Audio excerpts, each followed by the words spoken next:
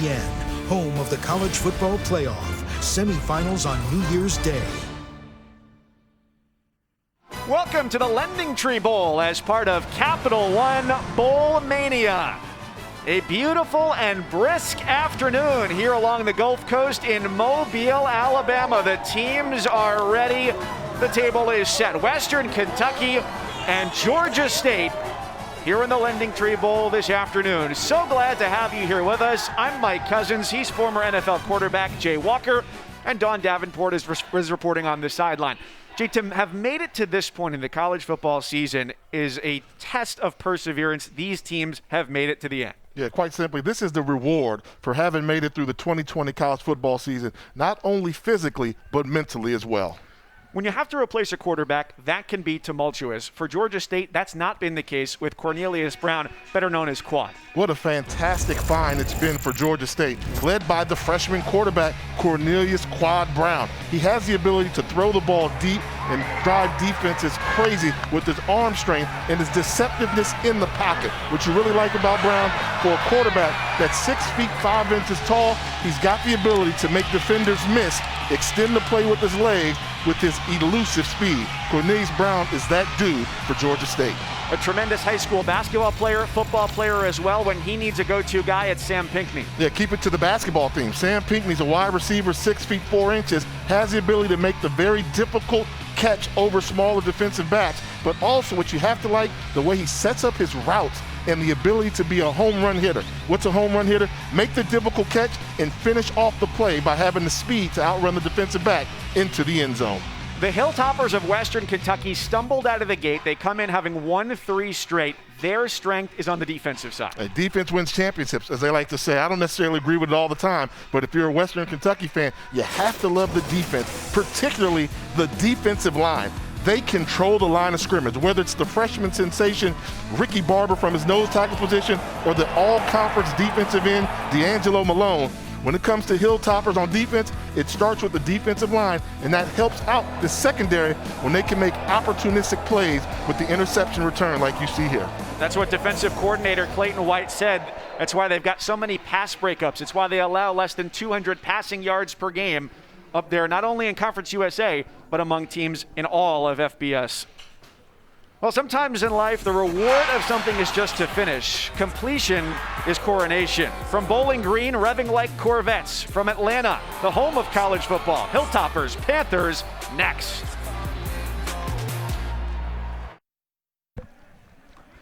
Back in Mobile, just moments away from the start of Western Kentucky and Georgia State here in the LendingTree Bowl. Let's go down to the field and check in with Don Davenport. Well, Mike, it's easy to overlook this Hilltopper offense. They come in averaging just 19 points a game, but something has clicked for them in the last 2. They've scored a combined 75 points, and quarterback Tyrell Pigram has really settled in. It's been an up and down year for the Maryland grad transfer and learning a new offense. He was pulled from the starting lineup, and coaches told me that they've been so impressed with the way he fought and worked during that time. Head coach Tyson Helton said the big difference in his quarterback in the last few, his ability to find and make those explosive plays offensively. Guys, that's going to be the key for Western Kentucky here today. And for him, last game against Charlotte was his first of the year where he went over 200 yards passing. So we'll see if he can replicate that and perhaps do better today. And it would make sense. I mean, this is a transfer that didn't have the opportunity of having spring football with this team. So he was learning the offense, went through his lumps, and it's good to see him play himself through it. And he's playing his best football of the season at the right time of year. Western Kentucky in the white tops, black pants. Georgia State in the blue tops and white pants. Western Kentucky wins the toss. They defer. So it's the Panthers of Georgia State who will start on offense. Notice how chippy it was before the kickoff. Both teams yapping at each other a little bit. They're excited to play. This is going to be a hard-fought contest. Sky is just about perfectly clear today. A little wind and some chill in the air to get this one going. The 22nd iteration of the LendingTree Bowl. Quad Brown, the redshirt freshman from Birmingham, Alabama, leading this team to a 5-4 mark in the regular season. One of the best passers in the Sun Belt, a dual threat quarterback. And 6'5", 200 pounds. So just imagine this young man when he becomes a junior and a senior playing about 225 pounds, be able to run through more of the tackles. But he's got a lean frame, but he's got a cannon for a right arm and all the intangibles you like to see in a young quarterback.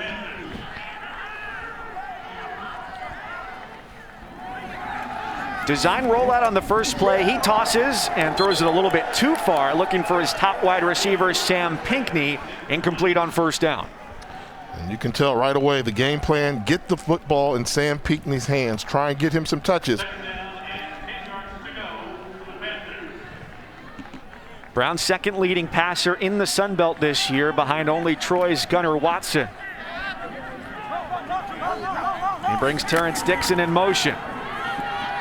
Brown on the move. He's cut down after a gain of about 1.5 yards, so already for a defense that gets after the quarterback with ease, a 3rd and long on the opening drive. And that's what you want. That's going to be the key. Who controls the line of scrimmage? Western Kentucky expects to do that. And you put your quarterback in 3rd and long situations. Watch out for number 10 at the top of your screen in the man line of scrimmage. He likes to chase the quarterback. D'Angelo Malone, 25 sacks, the school record, and the pass over the middle is incomplete. So a sputtering start for the Georgia State offense.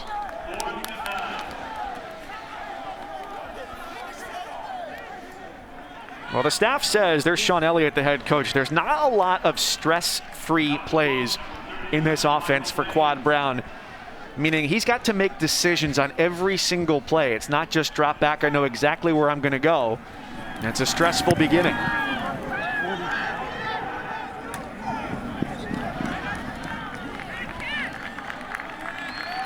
So inside the 25, the starting field position for Western Kentucky, led by Tyrell Pigram, Jay, who's had quite a journey from the start of his career in 2016 to today.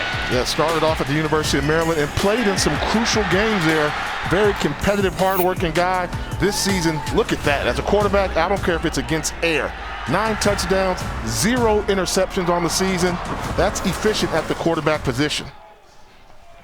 And interestingly enough, with no interceptions, Brian Ellis, the offensive coordinator, said for this team, I may be the only offensive coordinator in the country who wishes his quarterback had thrown at least 1 interception this year. Yeah, they want to be a little bit more aggressive with the downfield passing and take some chances. They hand it off to Gage Walker, who picks up about 4 yards on first down. A redshirt senior running back out of Tampa.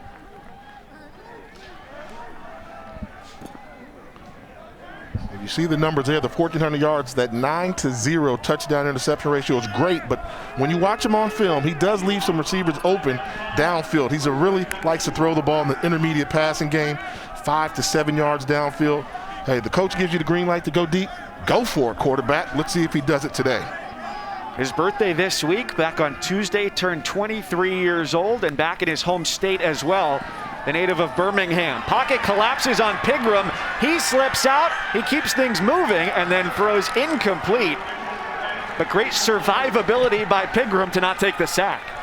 And you saw a little bit of the competitive nature that the coaches say that he has, refusing to go down. Good job of getting to the pocket, but you have to be able to bring him down. And number 59, Thomas Gore, not able to do it towards the end. He throws it, but you saw the athleticism and the strength of Pigram on that play.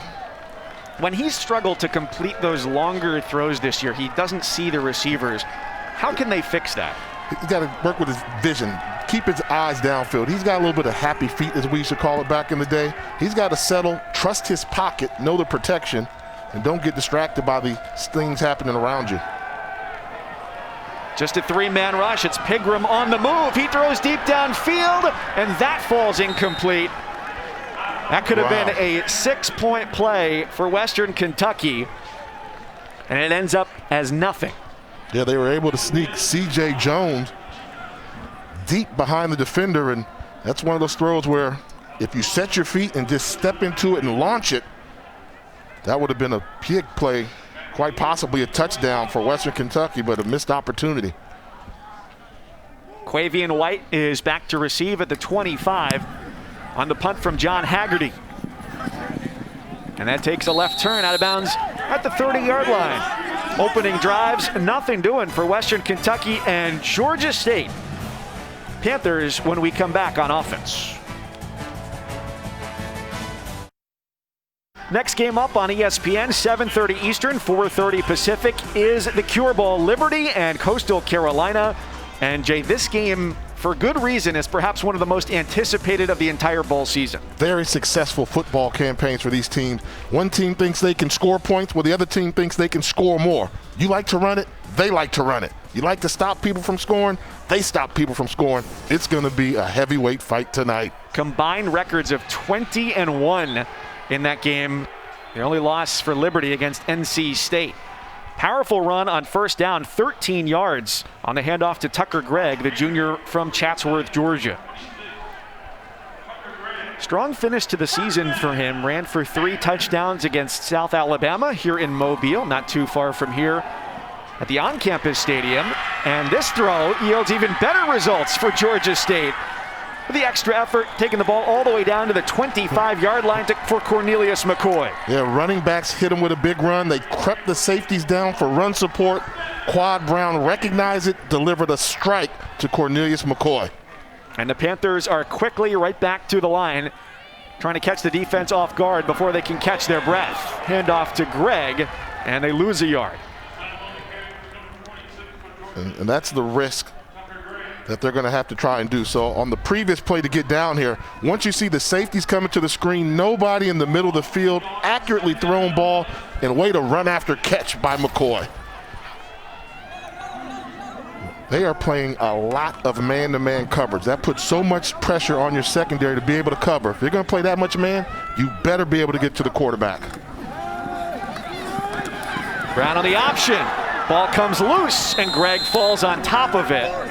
A dangerous play, quickly smothered by the running back waiting on it. And for the second time in as many drives, Georgia State faces a 3rd and long. Indecisive. Once you make that decision to run, run. You can't pitch it late. You already made the decision to run the football. Dangerous pitch. Fortunate that Tucker Gregg was there to land on the football. Sean Elliott's team averaging 33 points a game, the most in this program's brief history. They spread it out 5 wide, a draw for Brown up the middle, and he sets up 1st and goal, Georgia State. When you play man-to-man coverage like Western Kentucky's doing, you don't put anybody to guard the quarterback. He recognizes this. There's nobody to stop me from running the football, picking up the 1st down easily. If they don't disguise that look a little bit more, you're going to see more play calls like that.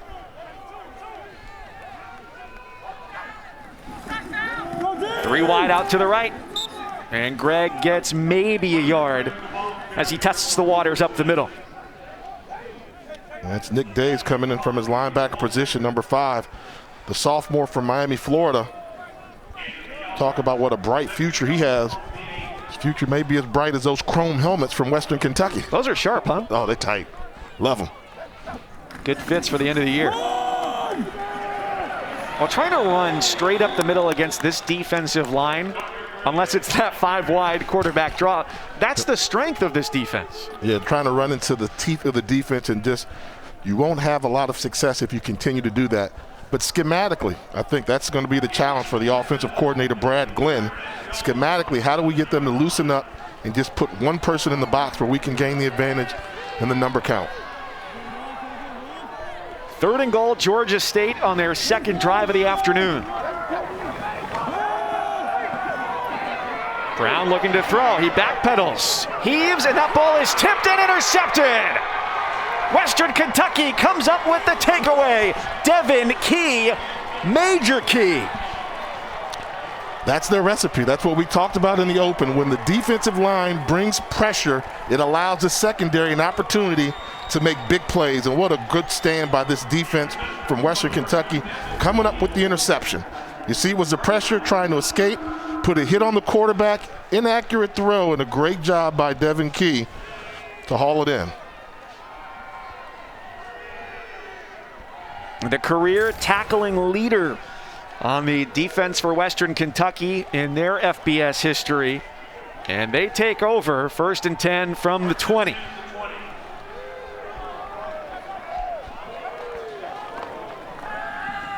Here's Pigram throwing from the shotgun. And a nice tackle to come up at the line of scrimmage and bring that play to a close, as Dayton Wade was the man in motion, and he's cut down gains maybe a yard. And what a fantastic play by Ontavious Lane, number 34, from that safety position. Open field tackle. If he doesn't make that tackle, that's a huge play for Western Kentucky, but instead it was a hard lick put on by Lane. Well, his nickname is Hit Stick, and for good reason, because of his ferocious tackling ability.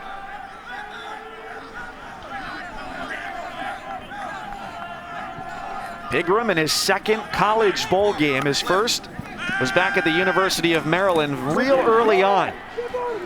They swing it to the outside. The completion is to Dakota Thomas, who until last game hadn't recorded any offensive stats. So his career has come on in earnest here at the end of his freshman season. Yeah, true freshman, and he's been a spark in that offense. They gave him credit for some of the offensive points they've been able to put on the board the past 2 weeks. And see if he can come up with a play here on 3rd and short.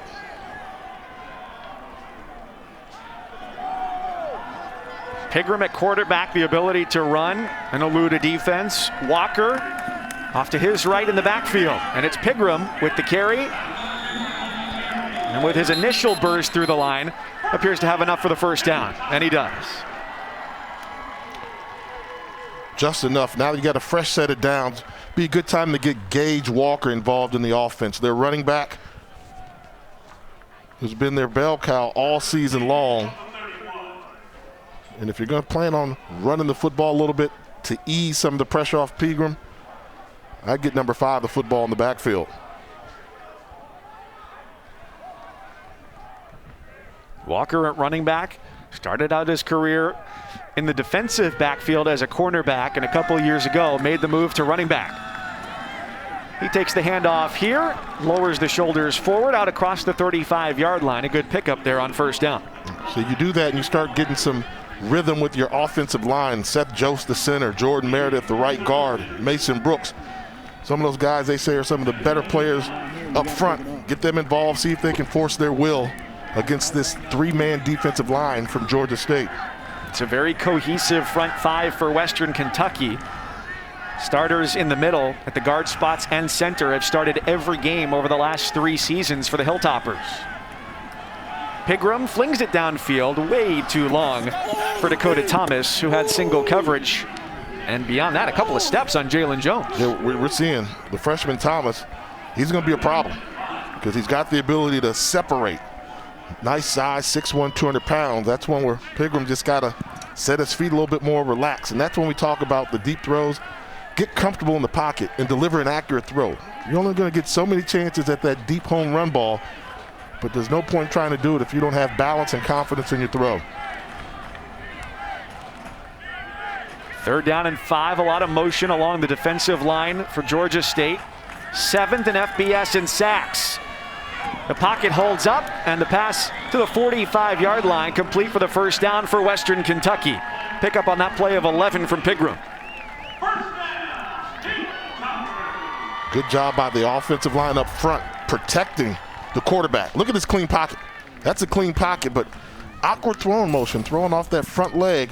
That's what we talk about. He's got to get more comfortable with his delivery and settle those feet down a little bit. Just calm them down a little bit, and he could be a much more effective passer.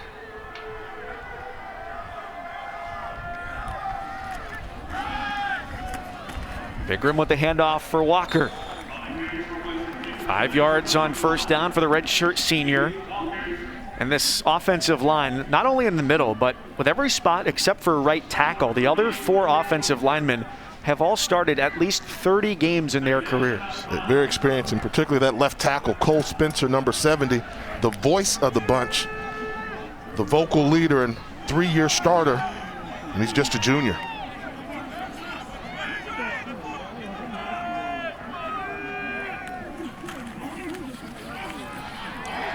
Here goes Pigram. First down yardage and then some. And he gives himself up inside the 40-yard line. A very speedy dozen for the quarterback. Yeah, what a fantastic play. Great job of faking the handoff, pulling it, making the right decision, then putting a juke move on Ja'Cory Crawford, number 10. Picks up the first down and showing you that he's got a little bit of wiggle at that quarterback position. Well, so far, the much lower scoring offense among these two teams has appeared to be the more efficient.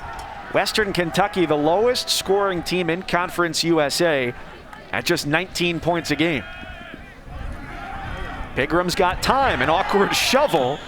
Gets past the line of scrimmage, but not much further. And there have not been too many throws, that one included, that have looked all too pretty for Pigram so far. No, he's not getting any style points. But, I mean, the key is, and you understand he's a little bit nervous because this Georgia State, the one thing they do well defensively is get to the quarterback. Coming into tonight's game, 32 sacks on the season, but have not been able to wrestle down Pigram yet.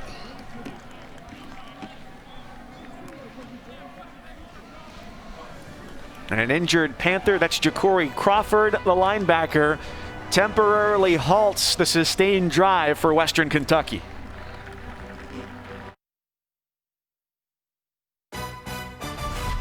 The LendingTree Bowl, brought to you by LendingTree. Shop and compare loans, credit cards, insurance, and more. And Cheez-It, cheesy, crunchy satisfaction. Pleasure to have you with us here in Mobile, Alabama for the second LendingTree Bowl of 2020, with the first taking place January 6th of this year, so just 345 days apart. Western Kentucky and Georgia State in the second this year. 10th play of this sustained drive for Western Kentucky. Ja'Cory Crawford, the linebacker for Georgia State, was the injured player that forced the stoppage in play. Pigram on the run, throws downfield, and it's nearly intercepted. It was as easy a takeaway as there might be this season for Chris Moore, and it went right through his hands. You have to make that play, Mike. You've got to make that play. Everything was there, and they made a nice break on the ball. Sees it clearly. He's the best person in position to make that play, and Chris Moore just not able to come down with it. And you see Pigram also got roughed up a little bit, but he's very fortunate to have a third down. 3rd and 9. Western Kentucky got the ball to start this drive on their own 20 after an interception in the end zone. Pressure comes, Pigram lets it fly, and it goes out of bounds. There you see the ferocity of this defense, top 10 and number 1 in the Sun Belt in sacks this year. Yeah, it showed up. Akeem Smith, 97, followed by number 7, Jordan Strong. You think you're getting outside the pocket? Look at the blue jersey swarming to the football. Pigram does a good job just getting rid of it. But that was a good pass rush by the blue jerseys of Georgia State. Well, they're into plus territory at the 38-yard line. 4th and 9. You like this call? Yeah, I thought it was 2-down territory prior to the previous play. Now maybe go for one of these 50-50 balls, take a deep shot, just like a punt. Pressure comes, Pigram lets it go, pass is complete. And it's right at the sticks. Seems like the official on the other sideline is saying forward progress. They're moving the chains for the first down. And there's not even going to be a question about it. They get 10 yards when they needed 9 to keep the drive going.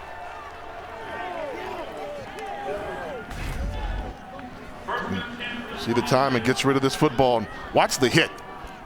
Coming up by the defensive back. That's a good job by the DB driving through. Jalen Jones driving through the receiver. No yield from the third-year starter at cornerback. Design run for Pigram. And his throw to the end zone. And it's a touchdown for Western Kentucky. And it is holding on Western Kentucky as well. That's coming back. In a major and obvious way with the flag down at the 32. 10-yard penalty, replay first down. And that was the running back, Gage Walker, trying to block Jordan Strong with the penetration. They were trying to roll him out of the pocket. And you'll see right here on your edge, number 5, a little bit of a takedown there. Once that happened, you see the referee right there throwing the flag immediately, taking away what would have been a big play for Western Kentucky. So the touchdown to Malachi Corley is erased, and it backs up the Hilltoppers at the 36-yard line. Make it 1st and 20. And they call timeout. Timeout, Western Kentucky. This is their first timeout they have. 30-second timeout.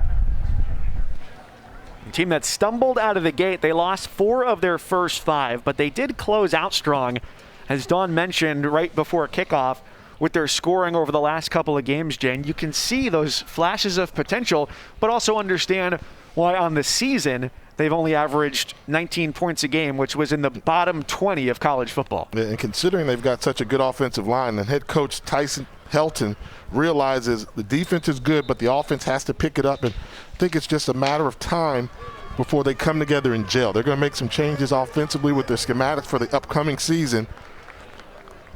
But however, right now they're trying to win this football game today.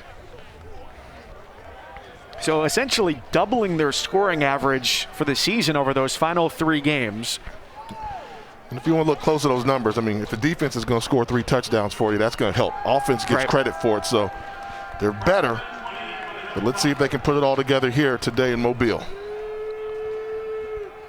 Inside 5 minutes to go in the opening quarter.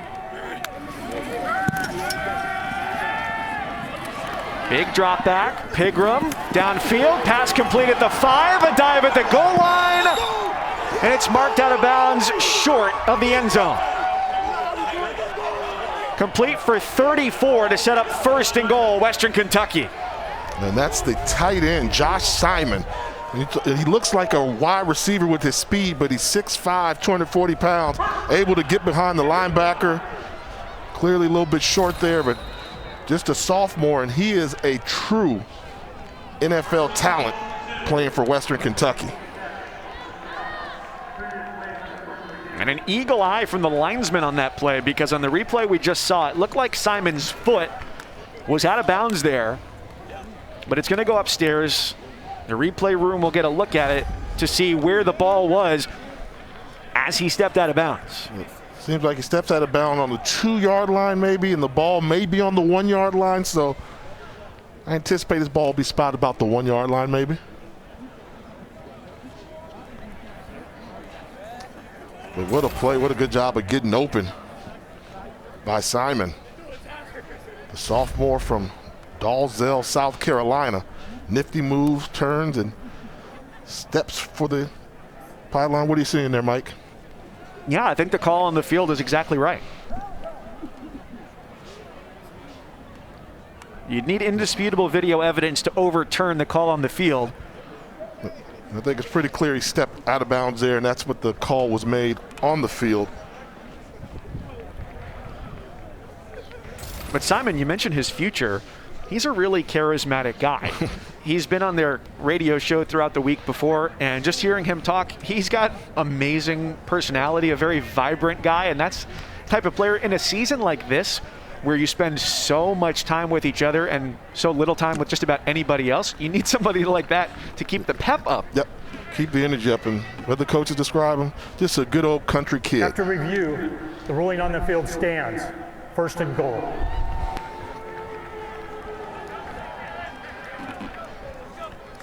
So nothing convincing enough to change things, but Simon with a nice grab sets up 1st and goal, 2-yard line here for WKU, looking for the game's first score. 14th play of this drive that started with an interception in the opposite end zone. They were backed up, had a 1st and 20 on this drive, and now just 2 yards away.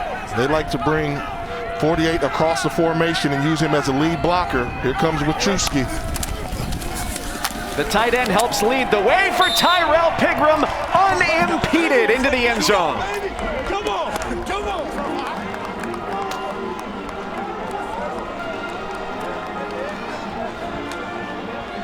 Impressive drive.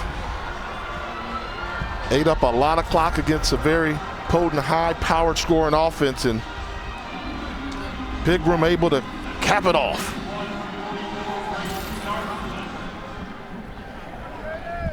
And Braden Narveson is on for the extra point, where he's been perfect this year.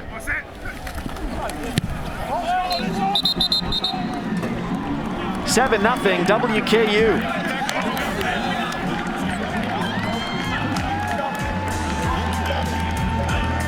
Josh Simon thought he might have reached pay dirt, was out at the 2, and Tyrell Pigram capped off the drive.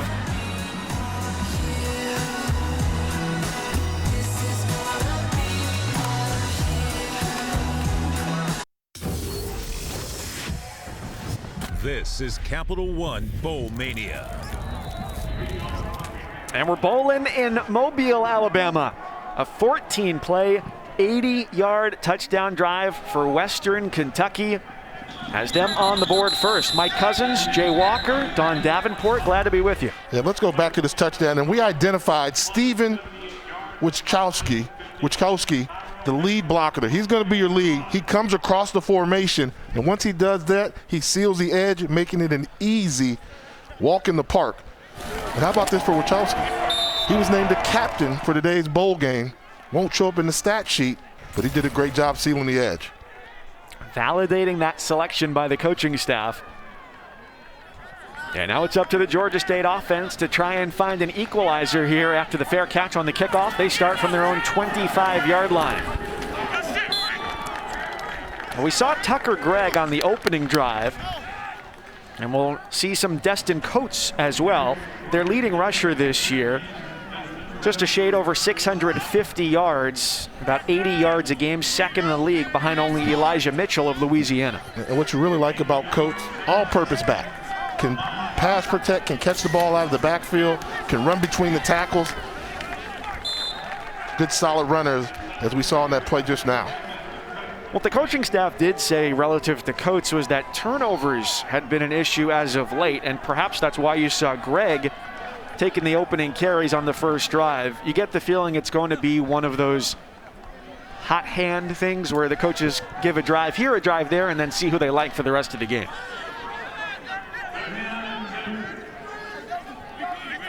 Tight ends Payne and Carter relocate from right to left.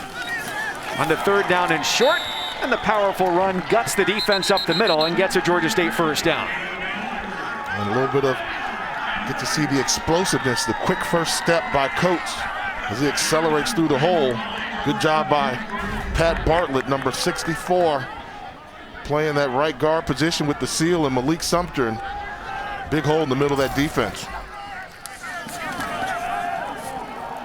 Brown, the flick of the wrist sends it downfield and over the head of Cornelius McCoy. So we've seen both Brown and Pigram go a little bit too long in single coverage. Yeah, settle down, make those throws.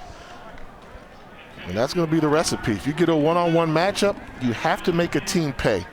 So if a team's going to play man-to-man coverage and crowd the line of scrimmage, if you don't hurt them with some deep shots, then it's going to be a long day. On this play, two safeties back deep, and the throw goes underneath and incomplete. It's now going to be 3rd down and 10 for Brown in the offense.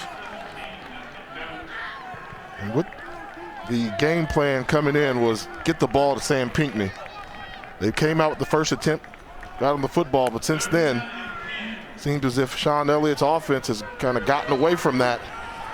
3rd down situation, I'm looking for number 15. If he's one-on-one. Offense spent a lot of time on the sidelines after a 6-minute drive from Western Kentucky. Brown's going to run, but he doesn't have enough for the first down. He's ankle tackled 2 yards short of midfield, 4th and 2, and let's see what they do now. Kick it. I know you're in a bowl game, but I think you kick in this situation here. You're on your side of the 50-yard line. And see, Brown comes up short, but timeout Western Kentucky, their second of the opening quarter. Timeout Western Kentucky. This is their second timeout of the half. 30-second timeout.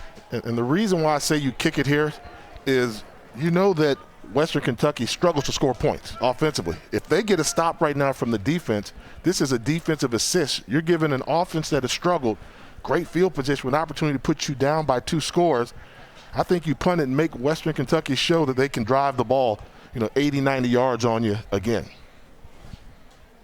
And certainly you combine that with how effective Georgia State's defense has been this year. That's a pretty good combination to put those two things up against one another for Georgia State. Yeah, but getting caught up in the emotion. Maybe after this timeout, maybe they're going to decide to go for the hard count, see if you can get them to jump off sides, pick up the first down. But 48-yard line down by 7. Aggressive play selection here by head coach Sean Elliott, if they do decide to go for it.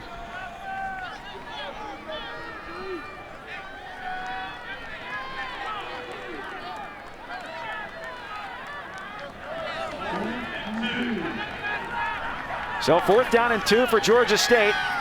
On the pitch, a dangerous toss back, but they do pick up the 1st down. Destin Coates reaching back, thundering forward, and the drive marches on.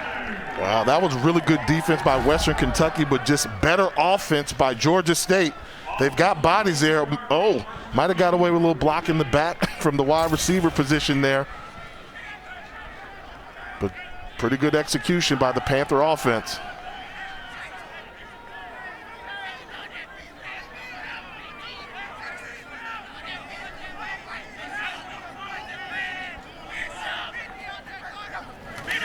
After a long gander over toward the sideline, a handoff for about 2 yards. And you know what's been interesting, Jay, looking at this Georgia State offense this year, is that Roger Carter, the tight end, who last year had an absolutely prolific season from that spot, really has not come close to matching those numbers this year, and yet they've still maintained a high-scoring attack at 33 points a game.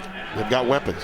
You know, the emergence of a freshman quarterback stepping up, and Pinckney's really established himself as that go-to guy. So they've kind of shifted the focus from a tight end-based offense to it's all centered around Sam Pinckney in the running game. Brown with a dart across the middle, complete for the 1st down. Jamari Thrash makes just his 8th catch of the year, but a big one. He picks up 19 yards. And that's a Quad Brown special. When he pulls the ball out of the stomach, if that backside slant is there, he is going to throw the ball. And sometimes, to the staff's chagrin, even if the receiver's not open. Even if not open, he's going to stick it. That's Coates plowing his way through that potent defensive line to give them a 1st down at the 12 after a gain of 12. Good job by the offense after achieving the 4th down and 2 at midfield, continuing to move the ball, building some momentum. Gregg and Coates flanking Brown in the backfield. A run up the middle, a slip tackle, and a Georgia State touchdown. 11 yards on the slippery scamper from Destin Coates. They're an extra point away from tying it up. We mentioned if Coates can hold on to the football, he's a pretty special runner.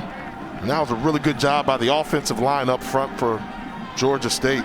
Those were some huge holes towards the end of that drive.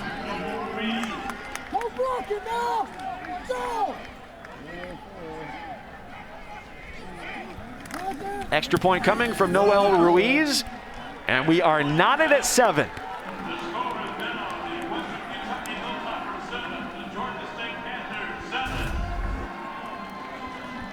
We'll see that. Big hole to run through, then a good job by Coates of finishing off the run. That's what separates the men from the boys. The good ones will get you close. The better ones punch it in. They only played 9 games this year, went 5-4, 4-4 in the Sun Belt. But in those 9 games, Destin Coates had 4 100-yard games this season. And you see Coach Elliott there talking to his bunch there. You can hear talking to him. You ask Coach, what does this game mean to you? He said, 2nd consecutive year going to a bowl game for a program that most of America is just starting to learn about. He definitely has this program trending in the right direction. When we talk about Georgia State, I mean, I told him, I think they're one of the hottest schools in the country. Now the largest institution in the state of Georgia, enrollment-wise. New facilities. Football team's pretty good too. It's a pretty good combination. Playing at the former Turner Field, for a long time the home of the Atlanta Braves. A short kick returned out almost to the 35-yard line. After that Georgia State touchdown, let's go down to Dawn. Mike, this Georgia State sideline needed that score, the gutsy call, and then punch it in for the touchdown. And Sean Elliott, you guys just mentioned him. Oh, this guy is full of energy, and you feel it here on the sideline. I loved hearing about Coach Elliott from his players, even one who said they didn't get along early on. Now he loves and respects him. But here's a quote for you guys, okay? As you see Coach Elliott jumping around, he is a great motivator. Just looking at him makes you want to run through a wall. I like it. You can tell he's enthusiastic, and that player was, I think it was Blake Carroll, said they used to butt head the starting inside linebacker, and that's when you know you've got a little coach swag. When you can say, hey, I didn't get along with the kids so much. However, it's not about me, it's about these young men, and hey, they've got a good one down there at Georgia State. And one of the perks of an empty stadium, you can hear them coming out of the tunnel before the game. A-T-L-A! And they're ready to go. 7-7 after one in Mobile. 6 days to the college football playoff semifinals, New Year's Day on ESPN.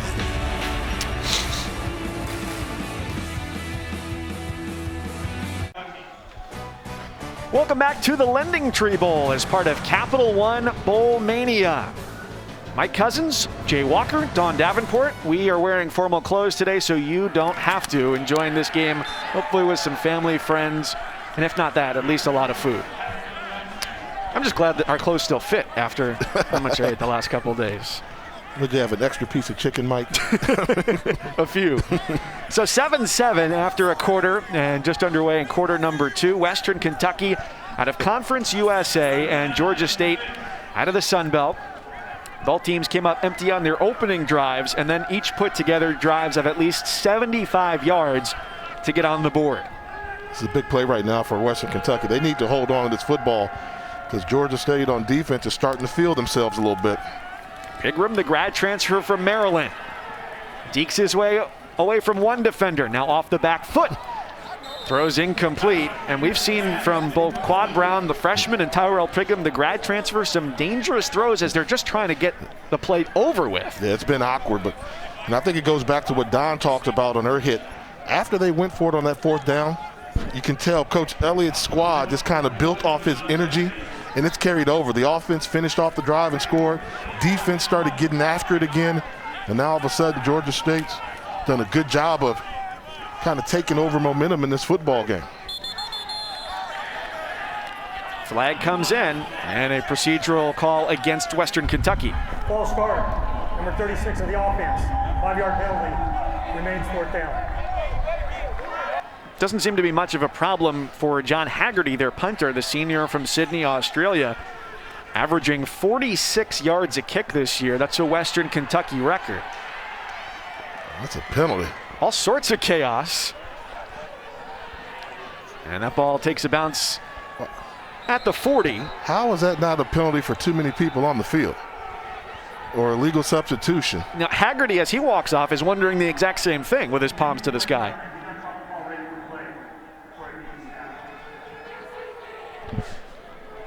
They're going to make him kick it again? I mean, yeah, so they see it, but there's nobody over the ball. Then the official's coming in there to stop him to say, you have to give him a chance to substitute. I would love for you to do the telestrator number thing on that, but I don't know if the numbers go that high.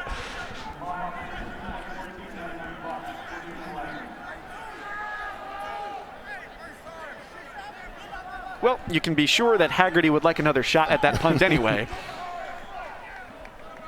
as it only was down inside the 40. There's another flag, so hang tight.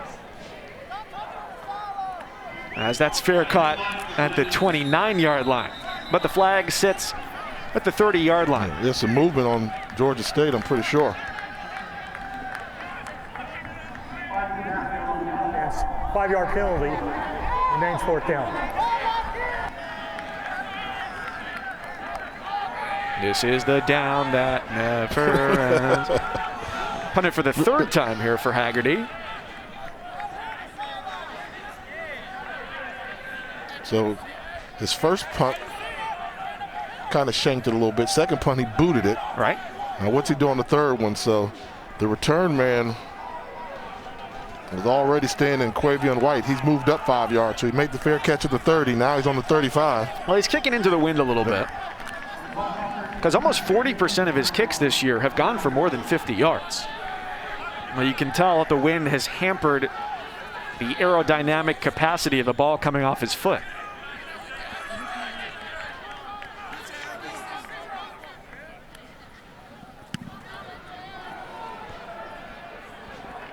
All right, and we got the median of the three punts, right in between the 30 and the 35. A punt of 40 yards for John Haggerty.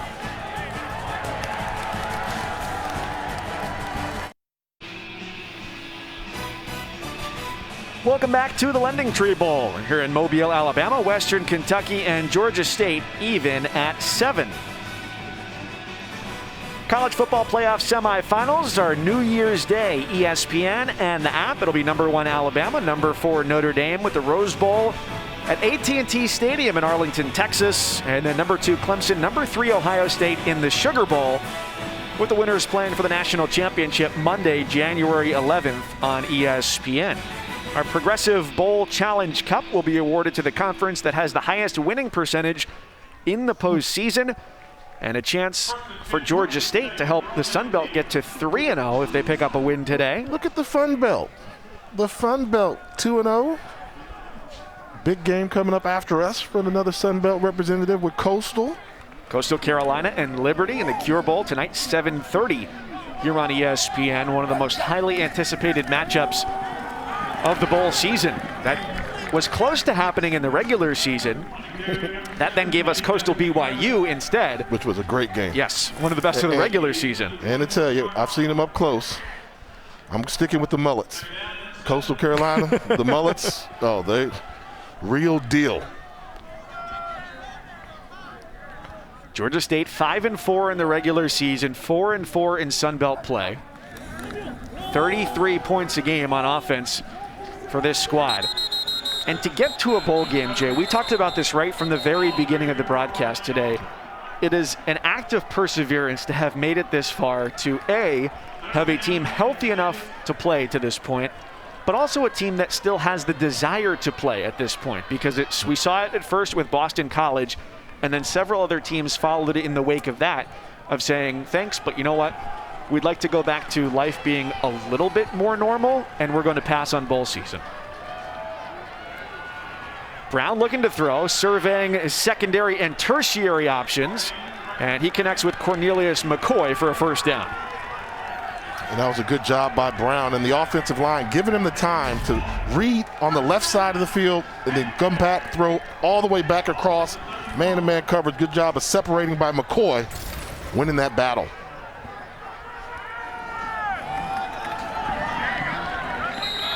A plunge forward for 8 for Tucker Gregg on first down. To follow up on that point you said, I mean, with the college football season, the fact that these teams were disciplined enough to have semi-successful seasons and to be rewarded with this bowl game in spite of all the distractions and games being called.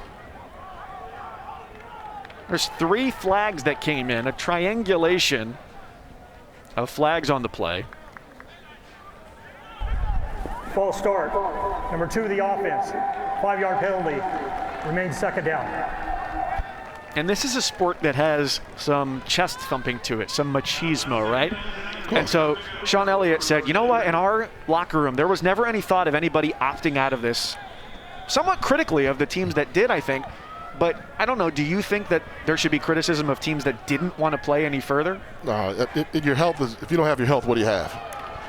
And, you know, if you've got so many things where you don't have enough bodies to go out there, then you understand that, you know, why put people in jeopardy? So I think the real will look back in the fall, and then we'll see. Because this is going to be a quick turnaround period.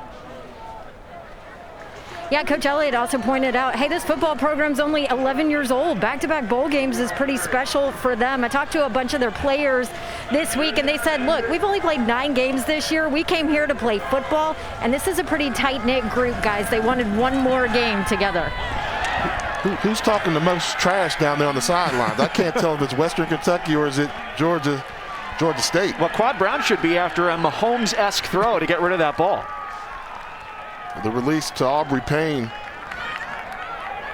And now they're getting to do hurry up. This is what Georgia State wants to do. Hurry up offense, keep you on your heels. Brown rolling. Incomplete as he was going for a thrash. Those two connected earlier. And it's 2nd and 10. They love Brown's ability to be able to get out and run. And Sean Elliott told us earlier this year that when he saw him play in high school, not football, high school basketball, that's when he felt like he knew that he was going to be not only capable, but really a skilled technician to run this style of offense. Just simply the way that he ran the floor in basketball. A hard collision brings that run to an end on the outside for Jamiest Williams. A gain of 13, his first touch today for the former South Carolina Gamecock.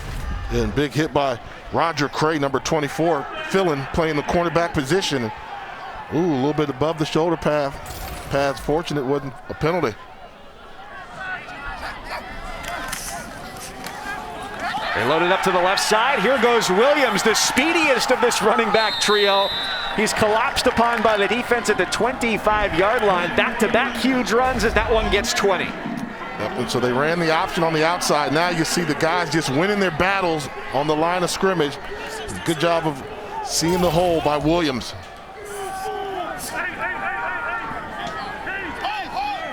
Ten and a half to go in the second quarter, even at 7. Brown feeds Greg, and he's swarmed and sent backwards.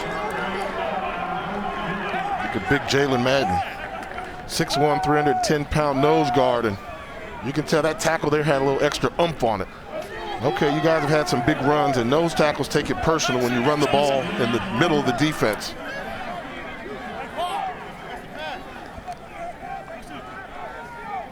Native of Tuscaloosa, the redshirt senior, back in his home state. Looking end zone, it's caught for a touchdown by Sam Pinckney.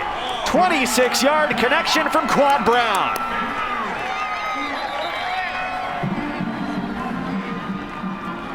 Man-to-man coverage. Sam Pinckney's going to show you. He's a difference maker. Great job. Gave him a little stutter go. And when they fell for that, perfectly placed ball by Quad Brown. Hit him in stride. Watch out for that fence.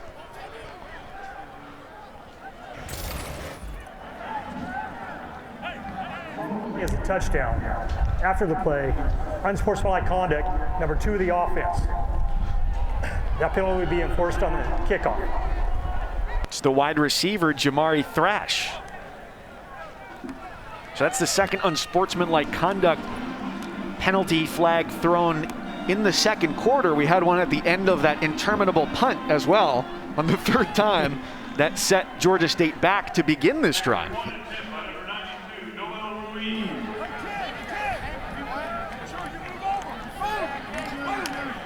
We saw that single coverage opportunity there earlier. Brown had an overthrow the first time he had that look. This time he didn't miss, and it ends up with a Panthers touchdown.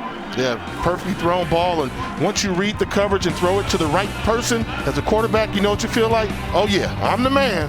14-7.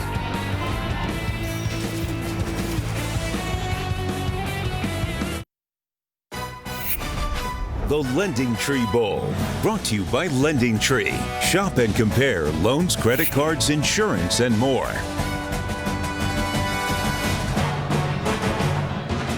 Bill Curry helped get the Georgia State program off the ground. Jack Harbaugh, head coach at Western for 14 seasons, Division I AA title in 2002. Jeff Brom, Willie Taggart, among others. Now Tyson Helton at the helm in year number 2. He took over after Mike Sanford Jr.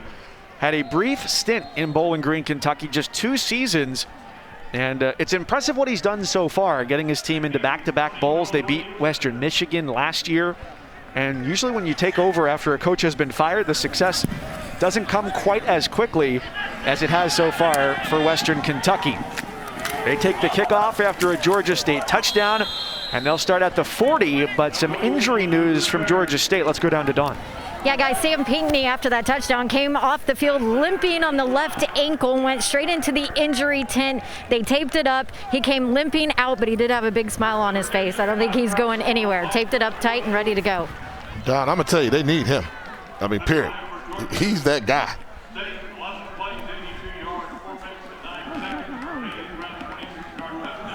One of the leading receivers in the Sun Belt this year was injured at the end of last season and ran into that wall. That's maybe 6 or 7 yards beyond the back boundary of the end zone. So the Birmingham, Alabama native, Tyrell Pigram, gets this drive started with a check down throw. And first down yardage and a flag from the backside at the end of the play. A pickup of 13 for the Hilltoppers. C.J. Jones made the catch, and we'll see what kind of yardage. Holding, number 14 of the offense, 10 yards from the spot of the foul. Remains first down. It's Therese Trainer, the redshirt sophomore wide receiver, who sends the Hilltoppers back. Then you'll see Trainer at the end of the run, the hole, a little bit unnecessary.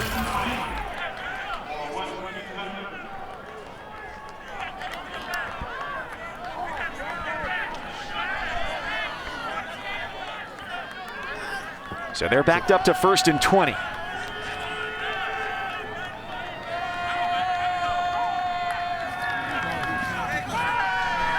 Pigram keeps it. A capable runner on the roll. Takes the option right in front of him, and that's the tight end Stephen Wachowski, who helped lead the way for a Pigram touchdown run earlier. Yeah, and Wachowski's having a great day. So he did a great job. He was named captain for this football game. It's his first catch of the year. First catch of the year, and he's got a block. So, Coach, I've been here all season. Why are you just now using me? Good job getting open in the flat. And you love it when you see those fullbacks catch the ball. Look at him. He's all smiles over there on the sideline, talking to his boys.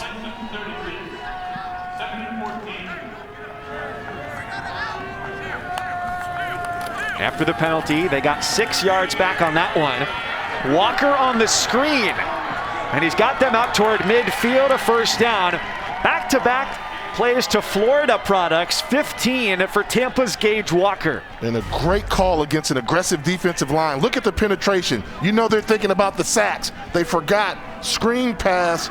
Gage Walker picks up the yardage and a big first down for Western Kentucky. I was wondering when we were going to see a screen pass. Against an aggressive defensive line, they're thinking sack, sack, sack. Well, you slip in a running back behind them and you can gouge them. And we just saw the Hilltoppers do that. So they found the necessary antidote. And a long throw over the middle for Pigram. And that ball is taken away. Antavius Lane with the interception. His 4th of the season. And the Panthers regain control. Sticking with that Florida theme, Lane is from Florida, the redshirt freshman, and he makes a great break on the ball. This is how you play defensive back. When the ball's in the air, go get it. Good job of just wanting that ball and coming up with a huge INT.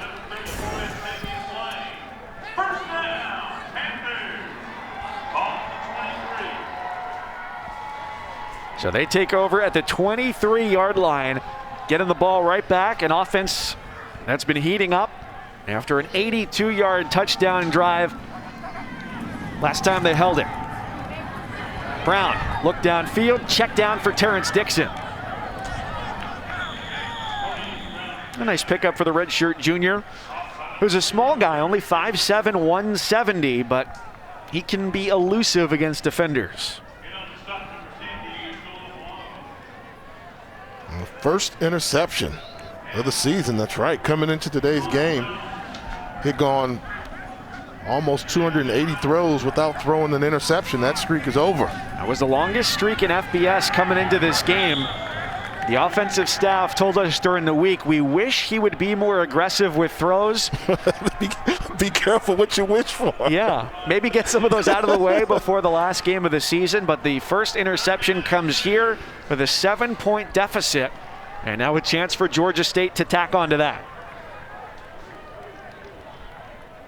And that being said, if your defense can make a stop, you've got a quarterback that hasn't been sharp early, but now you need your defense to step up. Get a stop, get the ball back in the hands of your offense. Now, ironically, for Quad Brown, the problem for him this year at times has been not knowing, they say, when to give up on a play. They have to give up on this drive, though, pending the flag.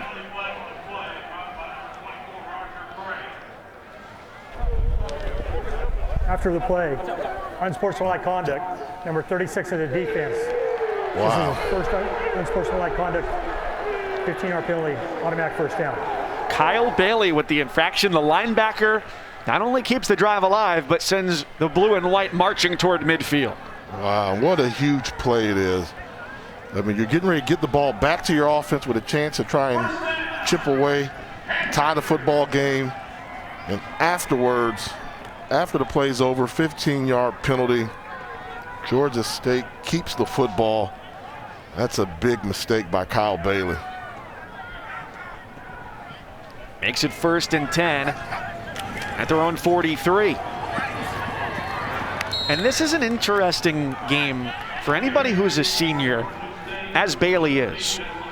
Because Tyson Helton said, for seniors, I understand guys who want to come back with nobody's eligibility clock advancing this year. I understand guys who don't want to come back, who don't have prospects to play football at the next level and say, hey, coach, I want to start a family. I want to go get a job somewhere else and do something different. And they've also got a couple of guys who, he didn't confirm this, but it's been reported, entered themselves into the transfer portal too. Roger Cray, a defensive back. Tyler Witt, one of the offensive linemen. I think there was some massaging of the English language there from Coach Helton as well, because coaches, I think bluntly would tell you, there's some guys who they'd say, it didn't work out as well as I'd hoped, and it'd be better off if they don't come back for another year. And that's going to be the phenomenon, because it's going to happen across the country, not just these two schools, but a number of schools. And this transfer portal has created some stuff in this season, eligibility. And I actually like what Coach Sean Elliott said, the most, he described it the best. He said, when the season's over, there's fixing to be some poaching going on. Meaning players are going to be all over the place. Although that's not an exclusively new phenomenon to college sports either, because that has been the domain of Power 5 versus Group of 5 schools for some time.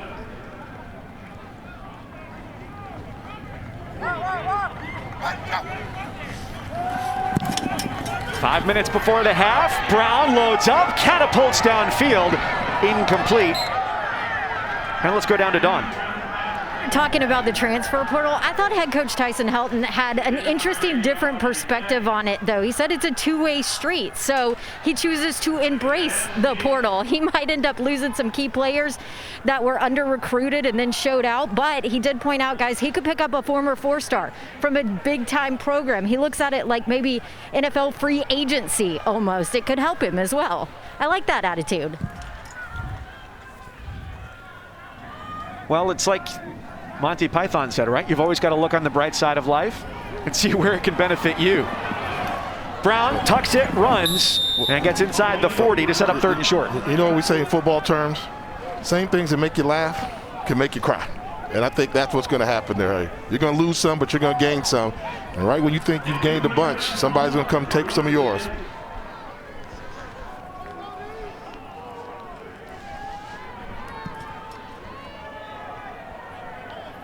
Third and 1, obviously 2-down territory here. I'd like to see him pick it up, run the football, and finish this first half strong. If you're Georgia State, you're saying, worst case scenario, we're going into the locker room up by 7. Best case scenario, we'll be up by 14, maybe 15. But I'm not giving Western Kentucky an opportunity to put any more points on the board this half.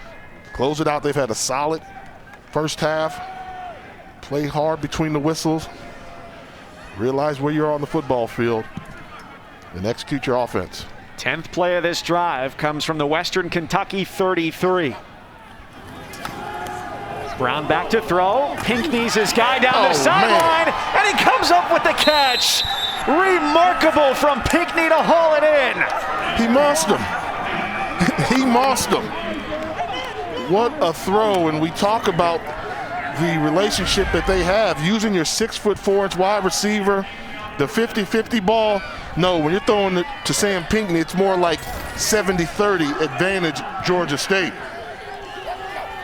Going right over the top of Dom Bradshaw. The ensuing handoff is to Coates between the hashes for a couple, and that's a good matchup there. 6'4" Pinckney versus 6' even Dom Bradshaw, who's broken up 10 passes this year, and he didn't stand a chance. It's going to be a tough assignment because of how much man-to-man coverage they play. And this offense, the passing game, it starts with Pinckney and then everybody else, and that was a great play.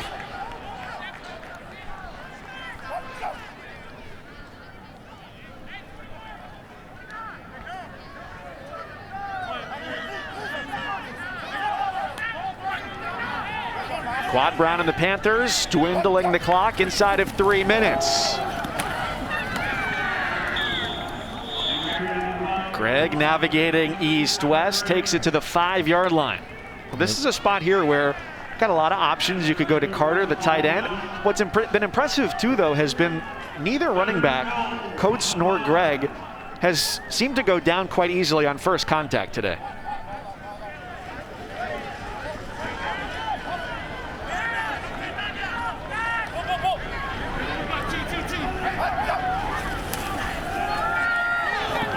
Brown on the rollout, a fastball to the back of the end zone. Touchdown, Georgia State. What a throw to Jamari Thrash. Playing in his home state of Alabama, Cornelius Brown throws a strike. Not an easy throw at all. Rolling to his left. But look at the placement of the ball and a good job of securing the catch by Thrash.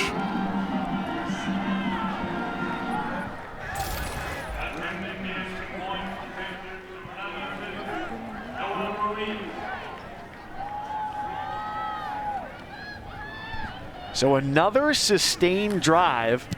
This the third of the afternoon from Georgia State, a team that averages 33 a game, already at 21 near the midway point.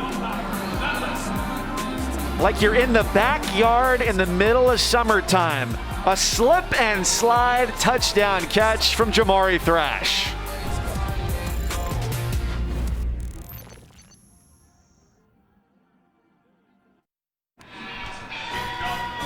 A crisp and cool afternoon here in the city of Mobile, Alabama. Georgia State, after another touchdown, up 21-7 over Western Kentucky.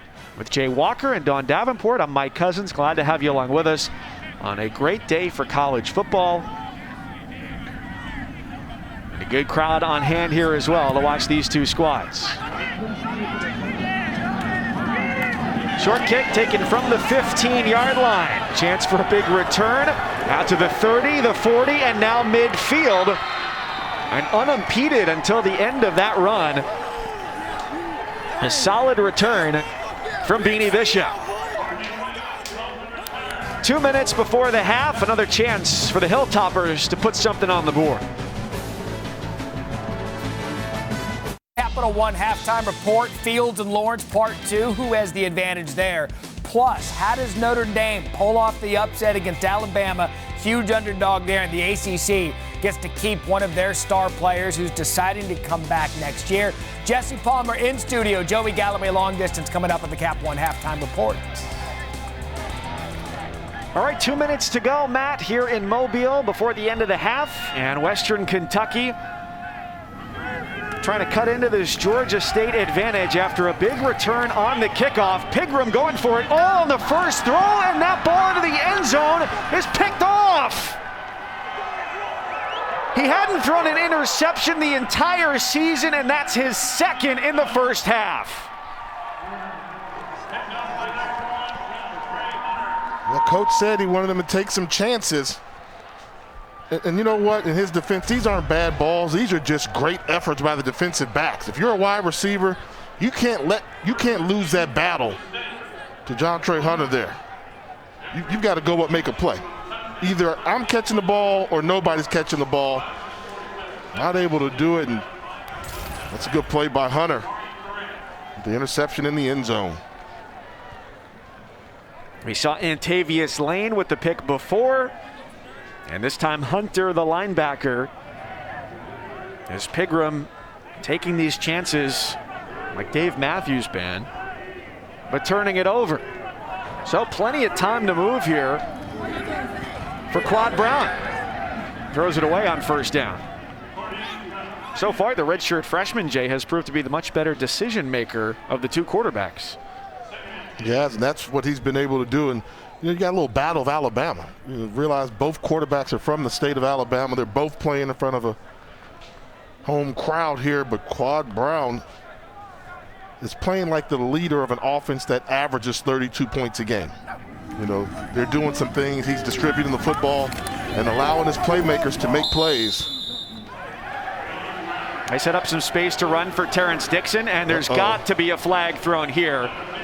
There's lots of punches being thrown. Terrence Dixon for Georgia State was just throwing some hands. Oh, they're fighting again, Mama.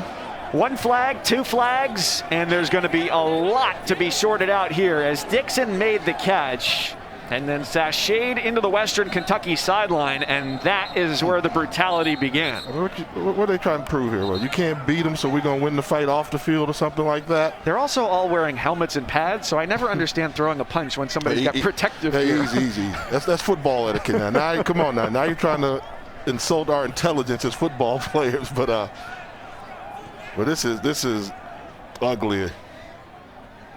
There should be some ejections off of that. Just nonsensical extracurriculars. But it's been building up, though. Remember we said it? Right from the beginning. We said pregame it came out. During the game it was a lot of chirping back and forth and yapping, and then ongoing and ongoing. What do we have? 3 personal fouls called unsportsmanlike? At least. And now, just had 3 of them just now. Not the display of football you want to have in your bowl game.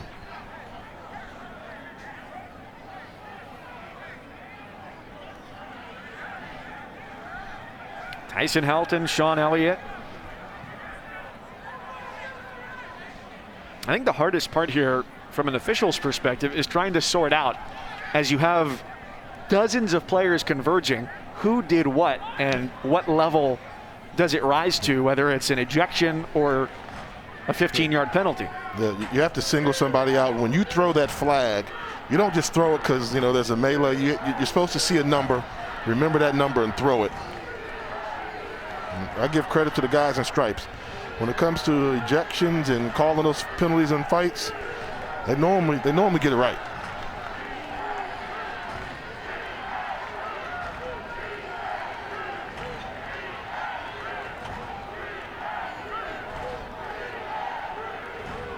You ever get mixed up in one of those? No. Play quarterback, man. Don't let him get hurt. After the play, unsportsmanlike conduct, number 44, Western Kentucky's bench. That player is disqualified, ejected from the game. The result is a 15-yard penalty with an automatic first down. Well, it started off quite innocently. Just some blockers out in front for Dixon, and then he ends up along the bench. So the block all the way in to the sideline, and that's what got Western Kentucky fired up. And you see 44 is right in the middle of it all. Oh, he put a hand on an official. He was telling the official to get off me. He's got his helmet in his hand still, but he told the official, get off me with a little swipe. Automatic. So the defensive lineman David Ndukwe is disqualified for the remainder of the afternoon. It's a tough way to have your season come to an end. Little surprised that they just found that one penalty there. Now, let's hope the message has gotten through to the players and just play football. I suppose that resolution is looking at the problem more through a telescope than a microscope. If you're under the microscope, you got probably a few more ejections you could hand out if you wanted to. So after all that, 1st and 10 from their own 41, a minute 40 and 3 timeouts. And if Georgia State can expand on this lead before the half, take advantage of the penalty, it'll be really hard to get motivated if you're Western Kentucky in the second half.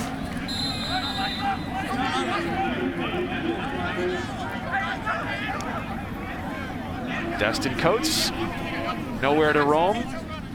Trudging through the middle, a minute 25 and counting.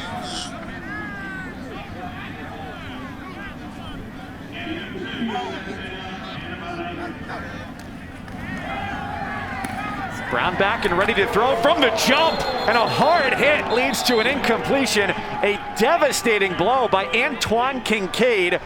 They call him their version of Ed Reed in the secondary, and he came through in a major way.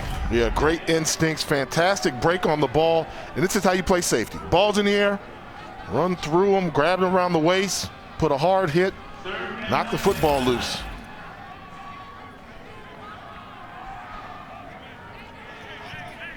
Dixon taking the hit, the former walk-on, who got put on scholarship last year, is right back to it. 3rd and 9, 4 Hilltoppers on the rush. The dump down to the outside is enough for the first down. Enjoyed seeing the way they used Jamias Williams, the speediest out of the backfield. He gains 11. Talked about Williams, former defensive back, now playing running back. But it's been very interesting watching Western Kentucky try to identify where number 15 Sam Pinckney is. And now you see they do a bunch formation. They put Pinckney in the slot. And Pinckney's going long. Pass interference, isn't it? No flags down. Good job by Devin Key. Got away with it, but they tried to sneak Pinckney into a bunch formation and get him isolated one-on-one versus safety compared to competing against cornerbacks. And just not able to connect.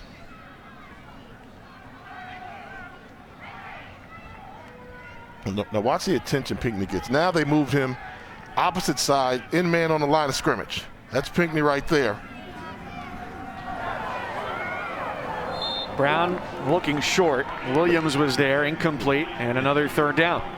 Did you see the safety get him over the top and the linebacker underneath? So if you're another wide receiver or secondary receiver for Georgia State, there's some opportunities to have some big plays because of the 2 defenders trying to double team on Sam Pinckney.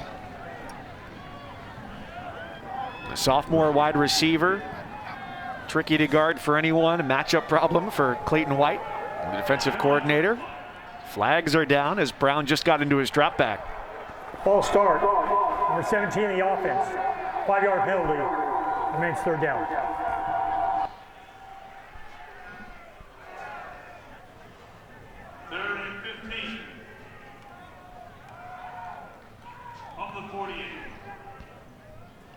The only looking ahead these coaches are doing right now is to halftime and what they're going to say. But after this game is over, coaches told us we are both taking some time off. Tyson Helton said, I'm going a little hunting, a little fishing. Sean Elliott said, see you guys on January 11th back in the office. Big run on the handoff, a burst they needed. Now, call timeout. If you're going to go for it, either call timeout or spike it. I think you call timeout after getting the big run. And we've seen Destin Coates holding on to the football today. Hard running, nice acceleration. Good job by this offense of Georgia State. And I like that you should call the timeout now. Now you're in attack mode again. When it was 3rd and long, okay, we'll take our chances. But once you cross the 40-35, attack mode, trying to see if you can set up something for Noel Ruiz, your field goal kicker, to increase the lead. Our first of the new year is 6 games, a top 10 matchup. It's Florida and Oklahoma. Kyle Trask of Florida, their quarterback, a Heisman finalist, 43 touchdowns, 5 interceptions. And Oklahoma on the outside of the CFP, looking in for the first time in 3 years. Can Florida's defense do enough to contain Oklahoma? That game Wednesday, 8 Eastern, 5 Pacific on ESPN in the app. Love Kyle Trask. However, Spencer Rattler, quarterback for Oklahoma, he's coming on. He's starting to play some really good football in his freshman campaign, becoming a weapon. Jay, it's a 14-point difference right now, a chance for more. What's been the biggest gap between these two so far? The ability to convert on 3rd down and the big play like that. Brown tucks it in down the sideline for his tight end, Roger Carter. An ever reliable target, but he's slow to get up after a gain of 26.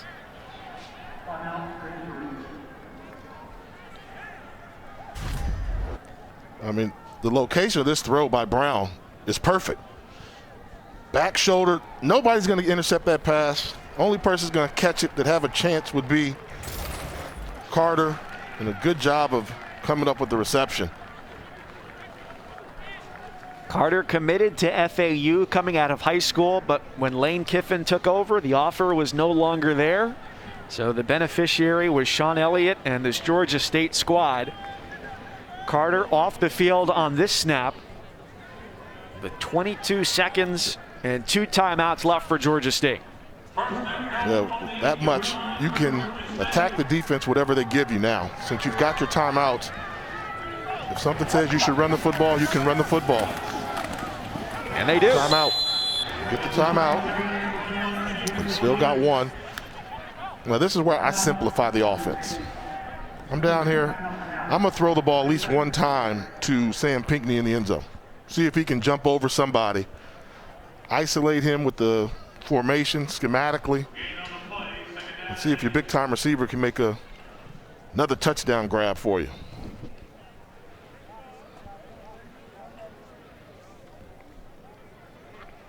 Well, everything that we talked about regarding the Western Kentucky defense was how strong the defensive line was and their ability to get into the backfield. How has that been neutralized today? The running game. I mean, I think that was a surprise that Georgia State running game, Dustin Coates has come in and been an impact player and playing so much man-to-man coverage. I think once Pinckney established himself as a premier player in this game, it really opened up the running game, and Coates has been the beneficiary of it. And through the air, Quad Brown already 167 yards against a defense that allows only 170 passing yards a game, a top 10 number in FBS. They're spread out on 2nd and goal. Plenty of time for Brown, rolling and throwing into the stands. Wait a minute. Coach used to tell me, if you feel some pressure, throw it away, throw it in the bleachers. I mean, I was like a figure of speech. But Quad Brown literally just threw that ball in the bleachers, in the stands. But the fan had to throw the ball back on the field. The metallic clang of that ball hitting the bleachers radiated throughout the entire stadium. Well, you said the 3rd down conversions have been huge. When you convert 75% of the time, that'll easily vault you in front, as they are right now, up 21-7 and trying to add some more. Brown throws, end zone, touchdown.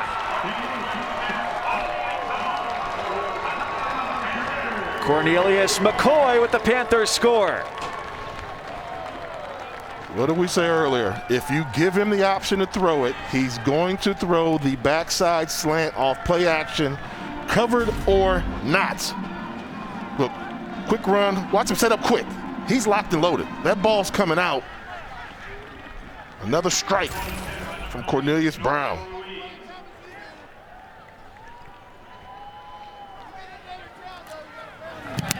The most expedient scoring drive of the day ends with a blocked extra point try and a pile of players at the 9-yard line. So the gap remains 20 for Western Kentucky.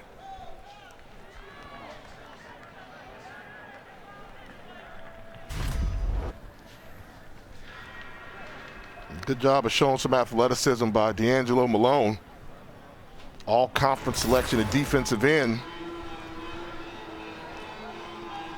Yeah, they're really high on him.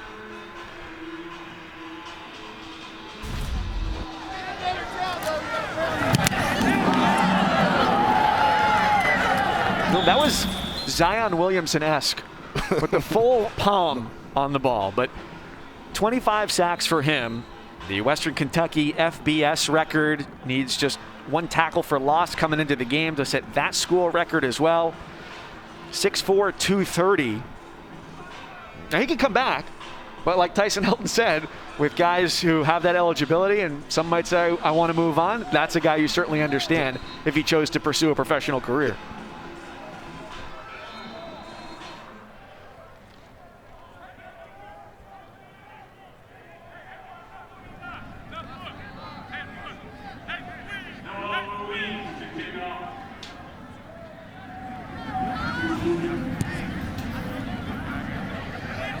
Hayes with a squib up the middle. With just waning moments left on the clock here in the first half. Flag comes from the spot of the kick with 2 seconds left.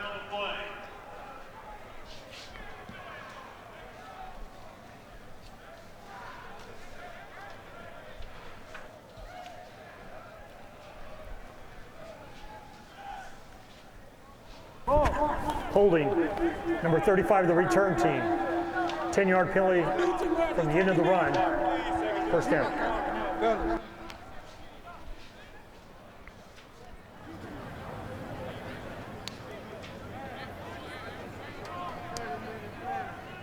One big regret from this first half for Western Kentucky certainly can be, not that that penalty is going to be a game changer, but the amount of yardage given away on penalties. And I think the one that was really a turning point was 14-7 contest, and they make the stop on third down. You're going to get the football back, and you get called for unsportsmanlike after the play was over, and Georgia State made them pay for it. Georgia State's lead is 20 at the half. We go to the studio now, our Capital One halftime report with Jesse, Joey, and Matt. Welcome back to the LendingTree Bowl as part of Capital One Bowl Mania. Under the lights of the moon and both artificial. Here at Ladd-Peebles Stadium, Georgia State up 27-7 over Western Kentucky as we get ready for the start of the third quarter. So glad you're here with us as you relax at home or wherever you may be. Don Davenport down on the field. Jay Walker, Mike Cousins, Quad Brown. Pretty solid first half for the redshirt freshman playing in its home state. Yeah, ball distribution, getting the ball to Pinckney, his big play wide receiver early, then throwing a strike here, rolling to his left, ball on the money to Thrash, and he really was a difference maker there and wasn't done. Capped off the half with another touchdown to really extend the lead there. Impressive performance by Cornelius Brown. It was 7-7 after one quarter, and things started really to tumble downhill for Western Kentucky in the second quarter. They ran, as they get ready to take the ball here, only 8 plays in the second quarter compared to 34 for Georgia State. And the recipe to beat Georgia State was to keep their offense off the sideline. They wanted to win time of possession and ball control. Outside of that one drive they had to take the early 7-0 lead, it's been all Panthers.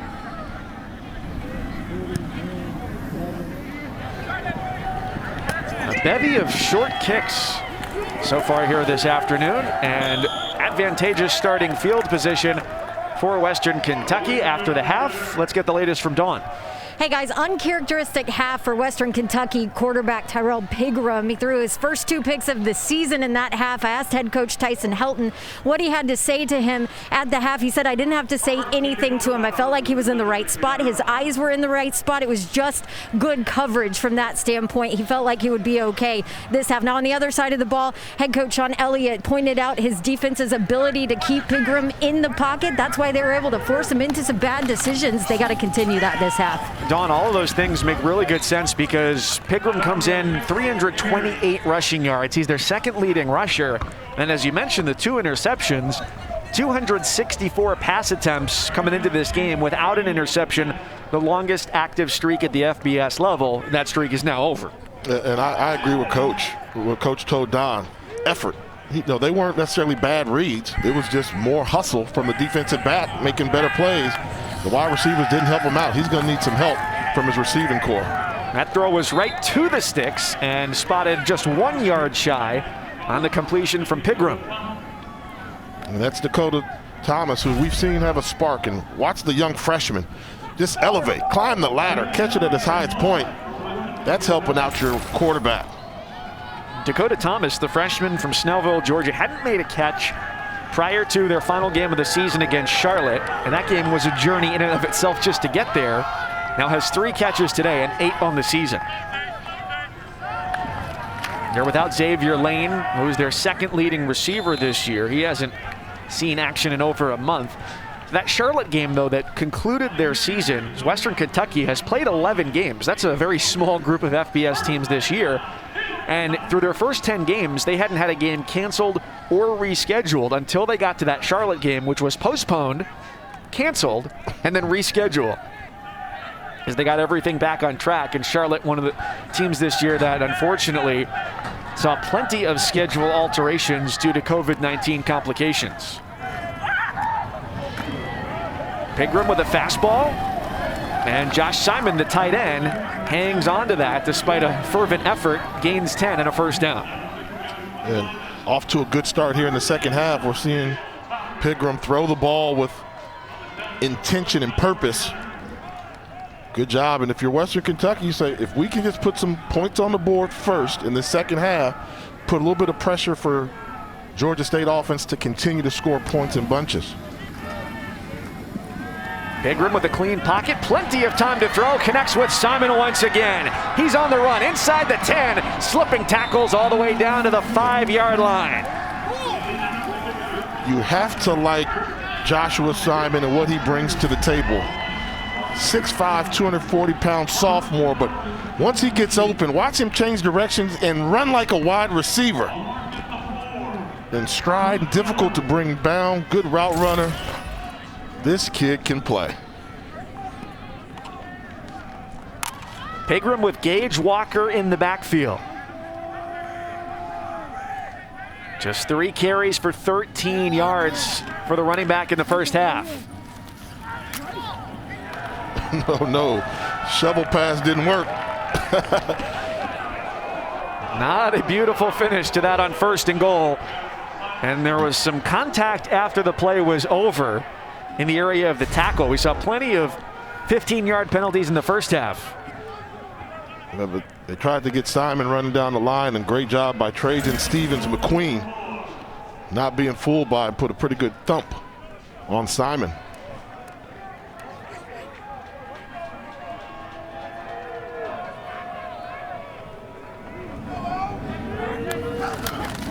Pigram on 2nd and goal. The fade to the back of the end zone is incomplete. Broken up nicely by Jalen Jones. And we've got a flag. Fighting again, Mama. We got a flag at the goal line. Mama, tell them start fighting, please. Play football. We want to see this. You got the matchup there. The 6'4" Craig Burt threw it up for grabs a little bit. Give him a little bit more air so he can catch it at its highest point. Number 90, the defense. Hill would be enforced half the distance to the goal. Automatic first down. As number 90's first unsportsmanlike conduct. Hardrick Willis, the school sack leader, is coming off the field. Getting some words of perhaps encouragement from Sean Elliott. How does it work if you got to do conditioning after you pick up a 15-yard penalty, but it's the end of the season? How does that carry over? Well, Coach is going to find you.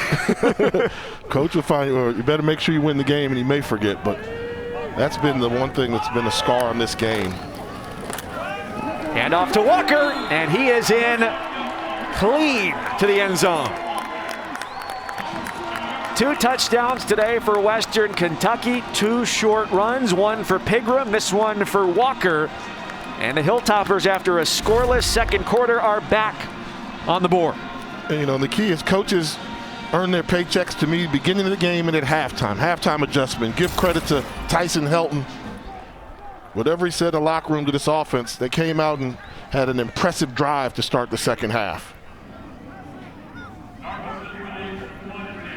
They were much more efficient than in that second quarter, where they converted just 1 first down and snapped the ball 8 times.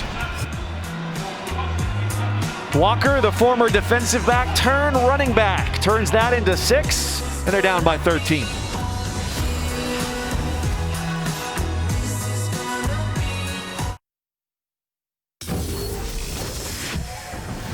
This is Capital One Bowl Mania.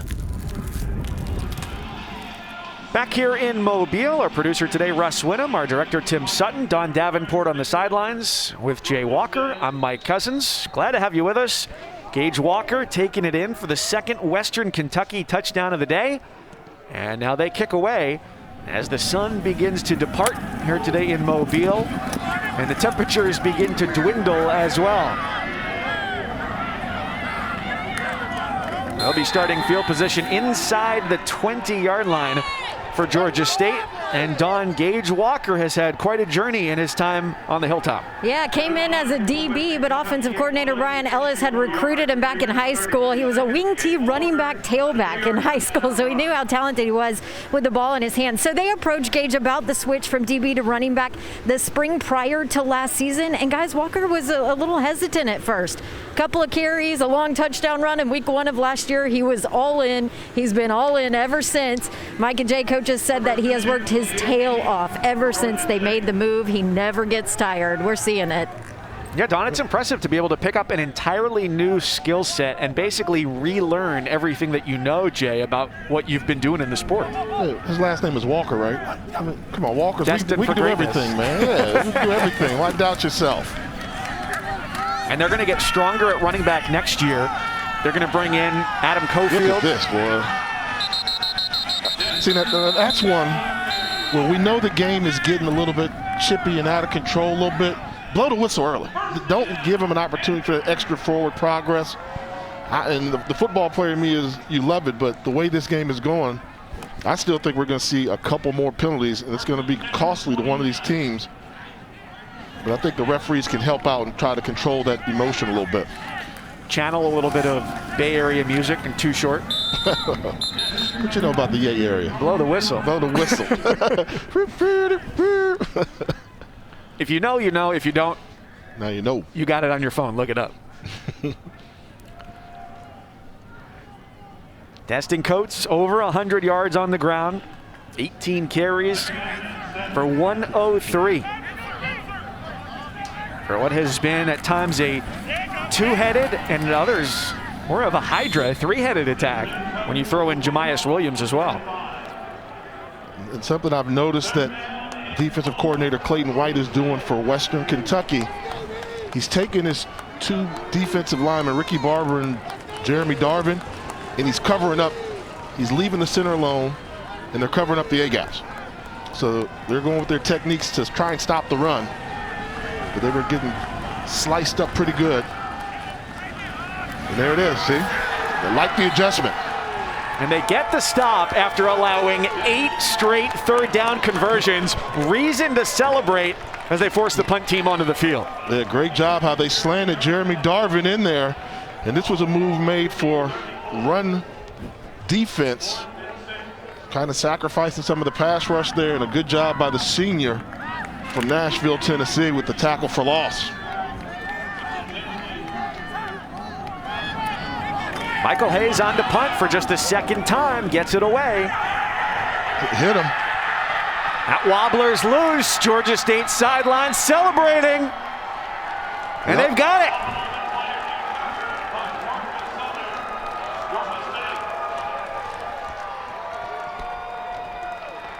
Yeah, communication error with the return man and the up man.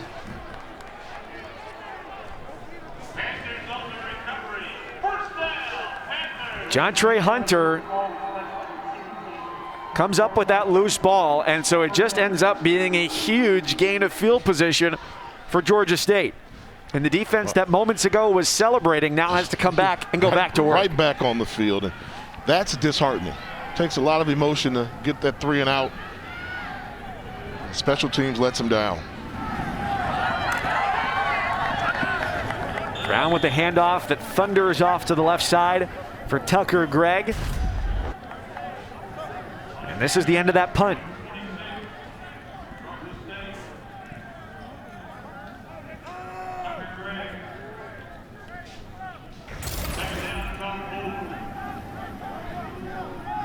So Gregg got 6 on the carry.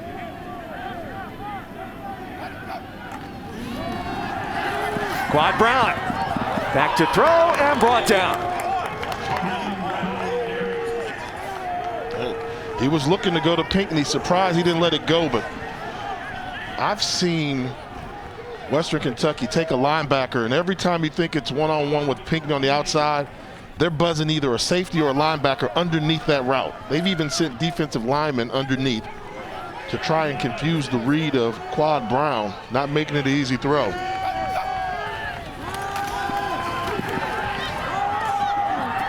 Brown floats it and too long for Cornelius McCoy. So it's 4th down. Ball is at the 28-yard line. I wouldn't go for a field goal here. Field goal try, because let's not forget we saw D'Angelo Malone block an extra point. Yes. Pretty easily. Be careful. But the field goal team does come on. Noel Ruiz.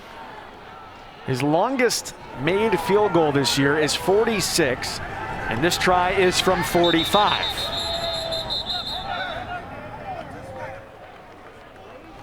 Timeout, Georgia State. Timeout, Georgia State. This is their first timeout of the half. One lineman who was tardy to the party.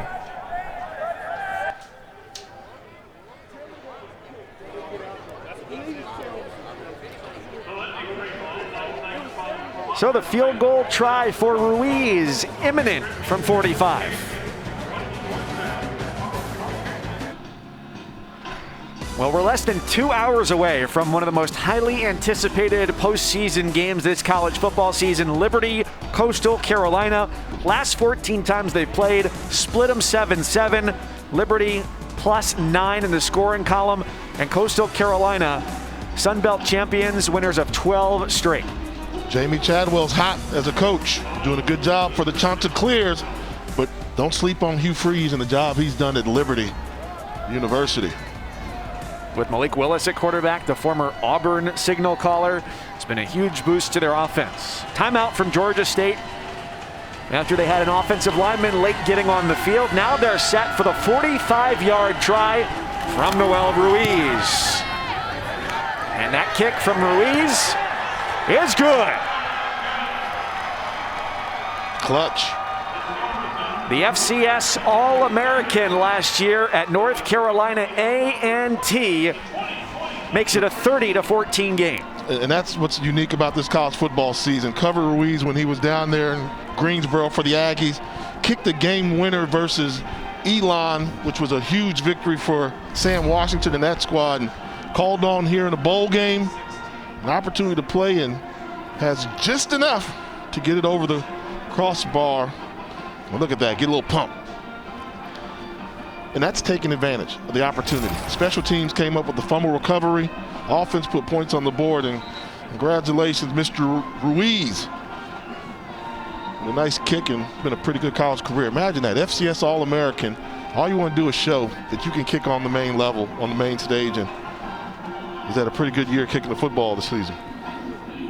Make a nice jump up and have the opportunity to have your team finish with 6 wins on the year. I do have to say, when Sean Elliott's celebrating that field goal, you look a lot more fierce when you have a Panther on the front of your mask. That fist pump looked like it could hurt.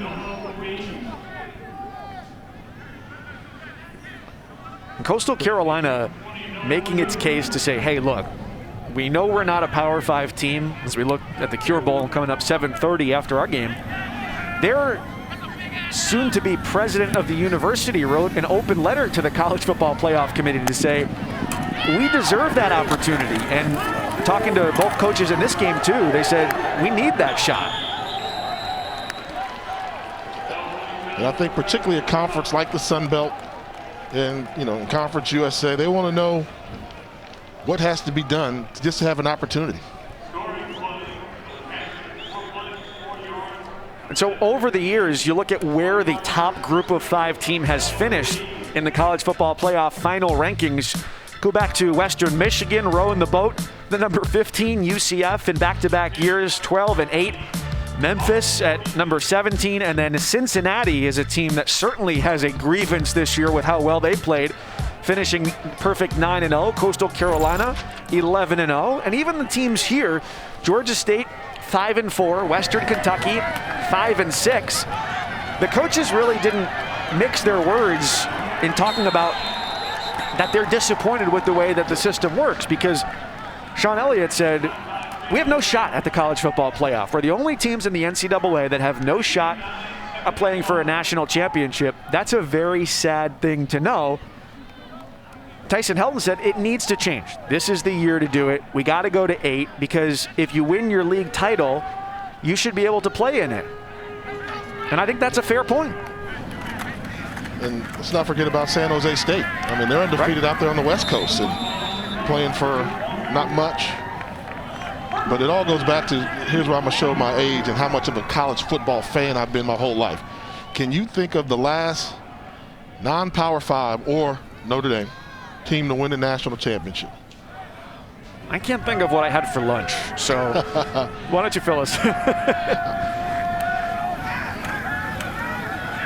Pigram, deep drop on first down, gets absolutely clobbered as he rainbows this ball downfield, and it falls incomplete. Now the answer to your trivia question. The answer is BYU, 1984. I remember that, and there was a controversy, should they get the championship or should the University of Washington get it? I know that because my cousin played for the University of Washington at the time, and I was hoping they got the shot, but it was BYU. And I want to say the quarterback was Robbie Bosco. You see Pigram take a shot there, but kind of think that's a shame. Since 1984, nobody outside Power 5 or Notre Dame has had a chance at that. And there's a difficulty there for coaches too, because you can think, look up, and you can say at the beginning of the season, we want to play for a national championship, but the reality is that they're not. These teams might feel like they're in a championship game right now with how much jawing and jousting there's been back and forth. And you're starting to let people get away with late hits and offensive linemen doing a little extra takedown, and this is at the end of the play. You know, they got the 2-on-1. It's a double team swinging. I mean, you know, it's like, are the officials scared to throw the flag now? Because nobody's backing down, and that's Hardwick Willis. Had he gotten penalized, he'd have been ejected. Right. Because he got one already, so he's fortunate. Good job by the coach of pulling him from the football game.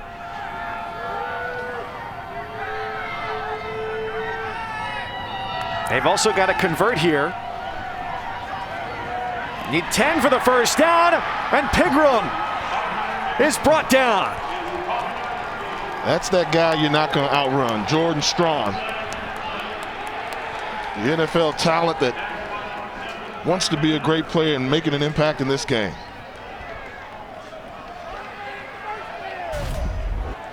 I mean, take a look at Strong, number 7. And we know Pigram can scoop. He can run, but Strong stretches out, uses that frame, comes up with a sack. Flag was dropped at the 44-yard line. Well, here's the answer. After the play, unsportsmanlike conduct, number 7 of the defense. 15-yard penalty, automatic first down. That's number 7's first unsportsmanlike conduct. I mean, this is one, it's getting out of control. Well, the LendingTree Bowl is home to the highest scoring bowl game in bowl game history. This may be the most unsportsmanlike conduct penalties in bowl game history. Yeah. He went over there, and that was more of a taunting foul, taunting the bench. But we knew the officials had to make an example out of somebody. Gage Walker with a burst. That'll get the sideline going, Dawn. The chippiness was addressed by both coaches at the half, guys. Sean Elliott told me that he likes the fact that his team was creating energy, but he said, you got to be smart about it. He said, my guys won't back down. I'm proud of that, but he pointed out they have to stay disciplined. I'm not sure that that's what they're doing so far this half, guys. Come on, Doug. You know they're not. You see these fights like we do. You're up close and personal with it.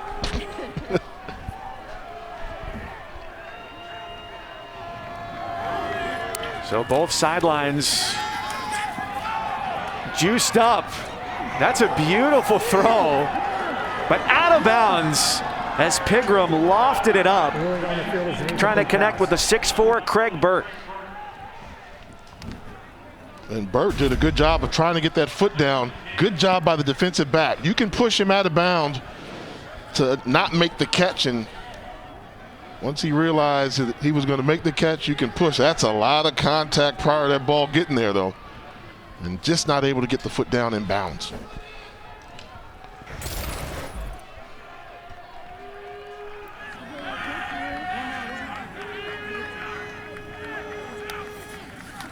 Second and 10. Pigram with the drop. Clean pocket. He deposits it underneath the defense. Oh, nice cut. Walker Nice slips, and he gets ankle tackled after a pickup of 15. You know, Western Kentucky's had some good runners before. Bobby Rainey comes to mind, but this is a really good job of running the football after the catch. Watch him change directions. One cut, shake him, break to the outside. Gage Walker putting it on display, showing he's got a little with him. How do you spell that? Onomatopoeia at its finest. Walker in the backfield. 4 receivers for Pigram. He darts it right into the chest of Dayton Wade, returning and playing his first game since before Halloween. And Wade is a speedster and able to get to the center of that defensive secondary in a hurry. And watch Pigram make up his mind. Pigram makes up his mind, throws a rope. Hilltopper showing some fight.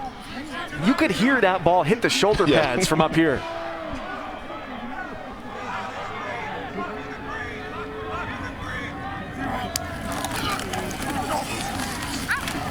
And off for Walker, who's tumbled to the turf at the 2. Give it to him again. Forward progress, just keep going. Watch number 48. 48's in the game. They line him up as a fullback. Stephen Wachowski. Follow him and you'll probably find the football. In this set earlier, when he went in motion, Pigram ran for a touchdown. And this time, the defense was waiting for quarterback run.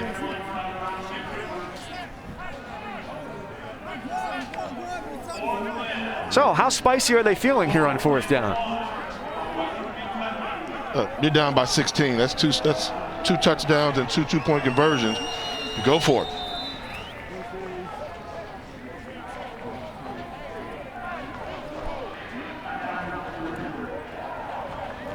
And we've got a timeout for an injured Georgia State Panther. It's Keon Carter, the senior safety.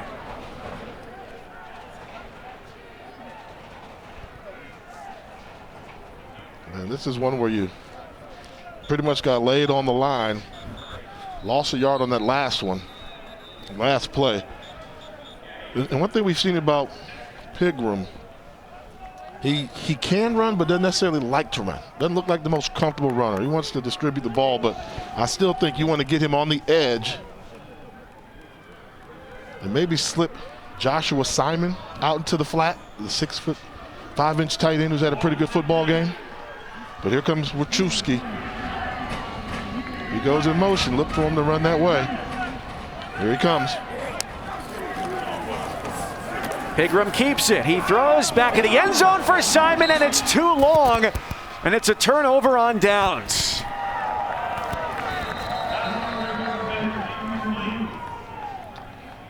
He had him. That was what we said. Slip Simon out. For injury. Quavian White, the cornerback for Georgia State, writhing in the back of the end zone with the offense set to receive the ball. 4th and goal off the fingertips of the 6'5" Simon and into the ether.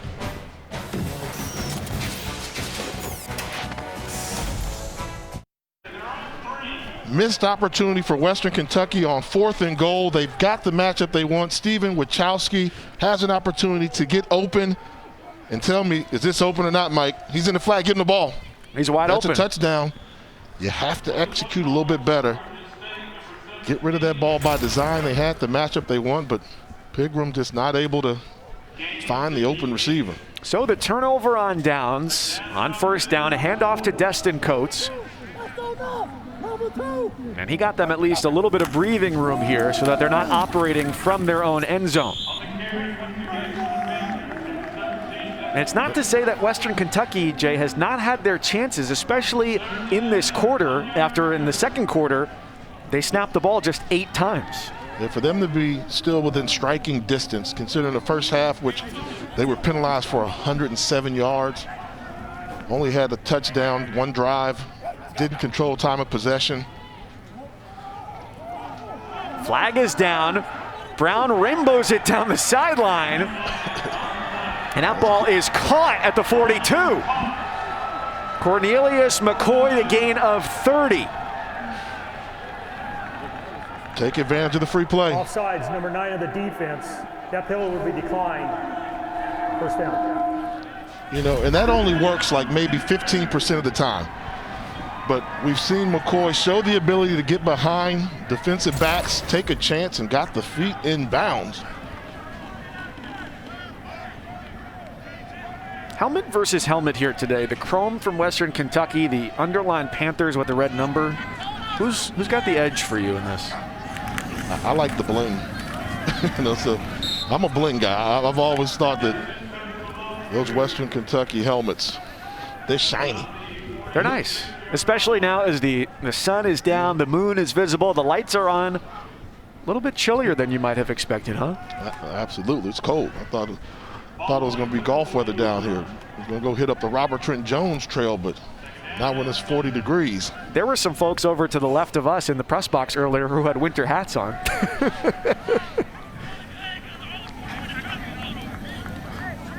It only makes me laugh because I left about 7 or 8 inches of snow back at home in Ohio. Quad Brown on the option, tumbles forward, and he's just short of the first down marker despite the slide at the end. The patience shown by Quad Brown on this option. You know, you're taught as a quarterback, you want to option off the end man of the line of scrimmage. If there's any hesitation at all, you just keep it as a quarterback, and he was able to freeze the outside linebacker there to pick up some yards with just one cut.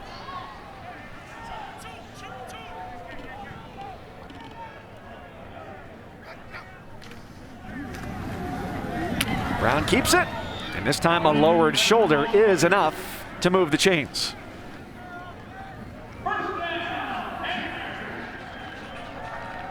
I'm thinking up by 16 points. Georgia State saying, we're in no rush. Let's take this into the fourth quarter.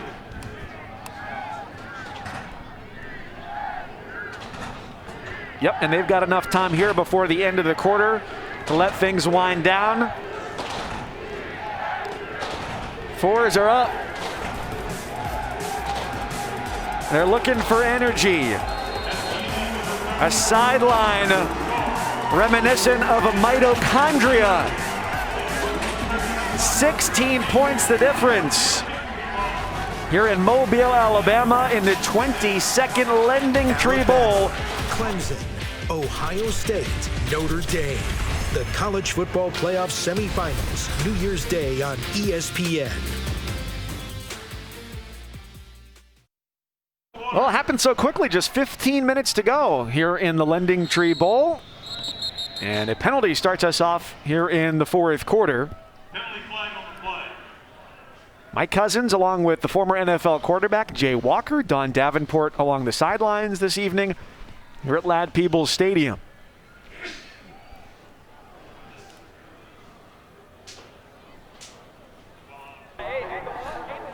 Offsides, number 97 of the defense. 5-yard penalty. Remains first down. That's on the nose tackle, Darius Shipp. That's going to be tough because we know that at the end of the third quarter, Georgia State was trying to eat a little clock. Like they're going to go to the ground game. They've had success running the football.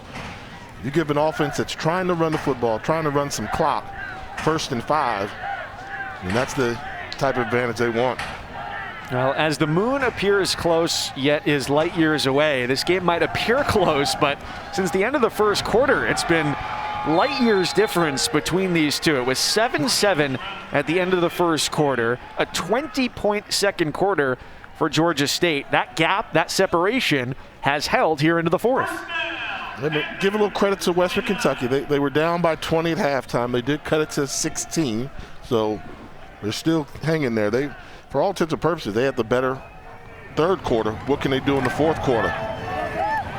Well, they've got to be able to stop the run because that's what's going to be a heavy dose of what's coming their way. And the change that they made, that they had some success with, was going to a bare front defensive line. 3 defensive tackles. They got away from it. Now they're going to a traditional stance, and you saw Georgia State hit them with a nice run just now. See, the key is you got to watch when they break the huddle, look and see how many defensive linemen interior over the center. See that right there? That's not that bare front. So they're having success running against such front. And when the offensive coordinator or the quarterback sees that change happen, what does the counter move need to be? When they've got it, well, when they don't go to it, then you can attack the perimeter, or their inside zone read is open to you. But that's why they do this offense. When you see them looking to the sideline, they're trying to see their personnel who's out there and calling the play for success against it. They had success running, so you've got one linebacker, number 8, the guy. This is the hot guy that you're reading off of right there. In the run game, got to make sure somebody blocks him. Brown throws high to the sideline. A trio of defenders converge. Somebody said take it. Cornelius McCoy kept it, and it's a first down. And that's a luxury you have when you've got somebody like Brown that can deliver the ball accurately and with nice velocity. And this is a big time throw. They're trying to buzz underneath the route. Not able to get there, and a good job by McCoy. He's had a pretty good football game.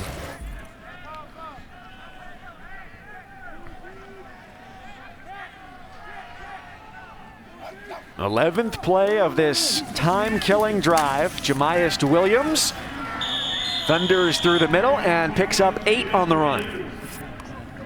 You got both teams with guys getting carries who started out their careers as defensive backs. Gage Walker for Western Kentucky and Jamias Williams, a transfer from South Carolina, who got eligible earlier this year. The rushing today, 221 yards on 46 carries for Georgia State. Came in at 190 yards a game. Last year, they were 13th in the country in rushing at 242. And at this pace, they'll eclipse that number today. And Jay, what really this has been a demolition of what Western Kentucky has prided itself on this year. Averaging only 336 yards a game allowed total, and this is just the early phase of the fourth quarter. And the one that stood out was the 166 yards they averaged giving up coming into this game. And as you said, Georgia State's well over that now and going to add on to it. Total yardage at 453 yards for the Panthers.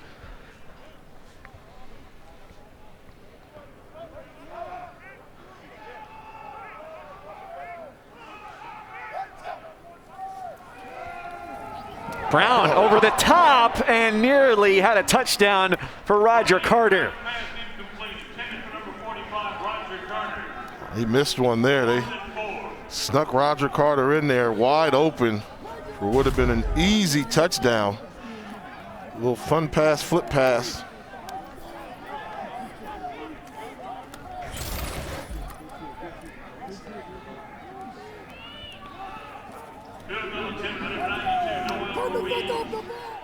Yeah, Carter's at 10 touchdowns for his career, one more to get the school tight end touchdown record.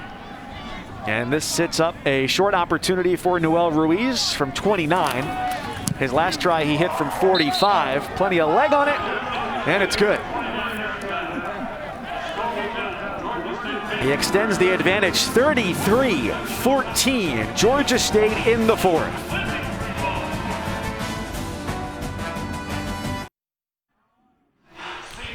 Let's look at today's clutch delivery, brought to you by Chipotle. 7-7 ball game, still up for grabs, and Sam Pinckney makes his presence felt with the touchdown that gave them the lead, and they've been ahead ever since. Quad Brown today, 226 yards through the air, 3 touchdowns, did get picked once.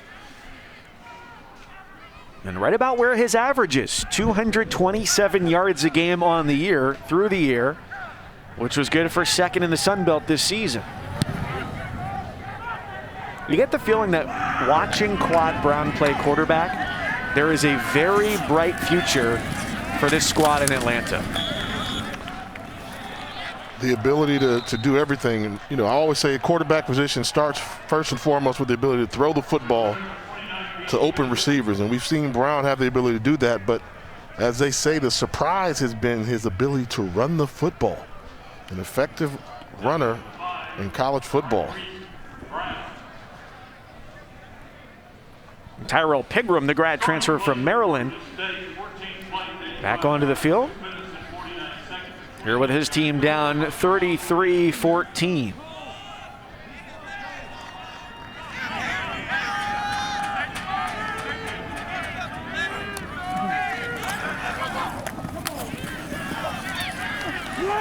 Only negative yardage so far, and a return to the line of scrimmage was not in the card. Talking to Quad Brown's high school coach, Andrew Zhao, who's a former quarterback himself at Alabama, he said this is a guy who's a player, and I think we've understood this from watching the game today, who's a Power 5 quarterback. He's at a Group of 5 school, but his recruitment started a little bit late. And so there were coaches around the country, especially around the Southeast, the powerhouse of college football in the U.S., and he said to coaches, look, this is a guy who can play for you at that level, but the way that recruiting works is it's a never-ending cycle. And so once coaches and staffs feel like they've locked up their guys for one class, they move on to the next class and the next class and so on. And so that's really a huge victory for Georgia State. And especially at quarterback. You know, when you're a quarterback, if I'm a top-tier recruit and you want to sign me, then you're not signing another quarterback.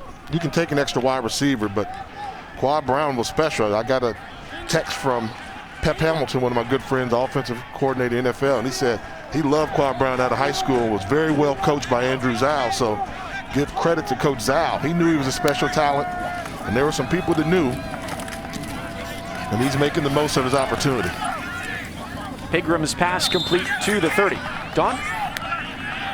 Guys, his tight end Roger Carter told me that Quad has a thirst for knowledge. He feels like he'll do anything he needs to get better. He wants to learn. He said he's a true competitor, is constantly trying to adjust. So future there is certainly bright. That's coming from one of his teammates. Did you ever play with anybody like that who just always wanted more in terms of responsibility or information or responsibility on the field from the coaches? You get a bunch of them, and a lot of them is offensive linemen, those that aren't athletically gifted, and they figure out a way to just outwork everybody. You know what? I think we need to make a change in football nomenclature. We need to call that a skill position, too.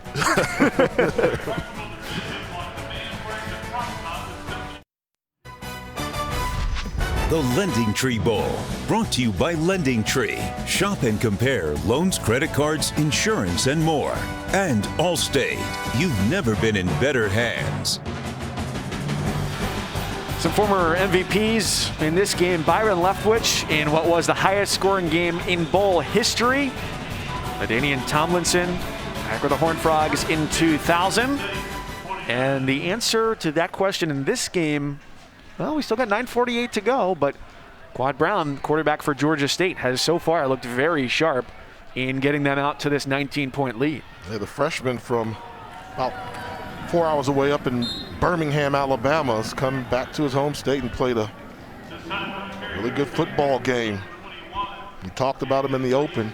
He's a difference maker and showed America here tonight what he's capable of, and he still has room to grow. I think he'll be the first one to tell you that, and the coaching staff will do that as well. But Quad Brown's somebody you're going to be hearing about in college football for a couple more years to come.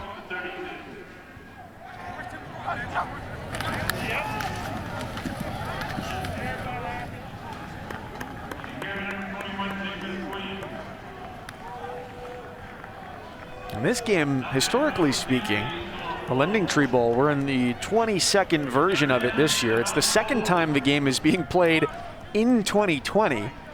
Louisiana took on Miami, Ohio back on January 26th. I guess that's the 2019 version. Isn't that always confusing to you when you have to go back through college football postseason history where it's the it'll be the 2020 national championship game, but it's in 2021? Yeah. I was just popping through some Wikipedia pages earlier today, and you've always got to see, well, what was it, before New Year's or after New Year's, to figure out exactly what year's championship it was. You know, you got a little bit too much time on your hands sometimes. I have a Mike. lot too much time on my hands. Big play by Western Kentucky. Stop here, you know, for all intents and purposes, we see that Georgia State's doing a good job, but this Western Kentucky defense only giving up 6 points here in the second half, trying to give their team a chance to get back into it. They nearly get there on the punt. Tinsley lets it go, and the ball sits down at the 32. 36 yards on the kick. 7:41, fourth quarter, Mobile, Alabama. Hey, what are you doing New Year's Day? Nothing good. We got plans for you. Watch this game, noon Eastern on ESPN and the app. The Peach Bowl starts a big college football Friday.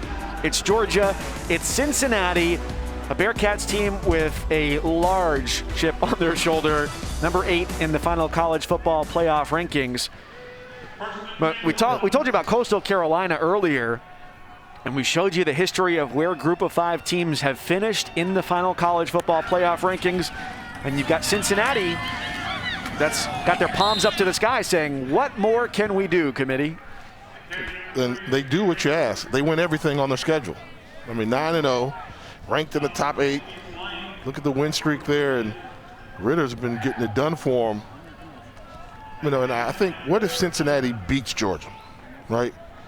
Then what happens? You just go back a couple years ago, right? In the Peach Bowl, as UCF beat Auburn. And I think what the college football fan may be a little bit disturbed by is when they decided to, you know, go to a playoff, I thought teams like Boise State that, you know, dominated in some bowl games thought they had a shot. You know, teams like these Cincinnati's thought, okay, they're going to 4 teams, we've got a shot. And I think that's why they're so upset, because they're just not getting a shot. Well, even the commissioner of the American Athletic Conference, Mike Oresco, has perhaps, among Group of 5 commissioners, been the most vocal in opposition to the way that the current system has favored Power 5 teams. And so Joshua Simon there taking a good hit. That's the dangers when you're a 6'5" target going across the middle of the field. That's a lot of target to hit. But it's a work in progress, you know, going back to that. You know, hopefully, you would like to say there'll be a world where Cinderella does have a chance at a national championship. And I think the coaches that are voicing the fact that we're the only sport where you don't have a chance at a national championship. Pigram gallops his way to the 42-yard line, but not enough for a first down. And to continue that point, Brian Harsin, the former head coach at Boise State, it came out that he was pushing for the school to leave the Mountain West because he didn't feel like there was enough push there from the conference to get them inclusion into the college football playoff. And then, lo and behold, after a prolonged search, he ends up in a Power 5 conference as the new head coach at Auburn. Man, and he's going to be playing for a national championship. Yes. And those Tiger fans are going to demand that he get in championship contention. Flags from every direction, lined up on 4th and 1.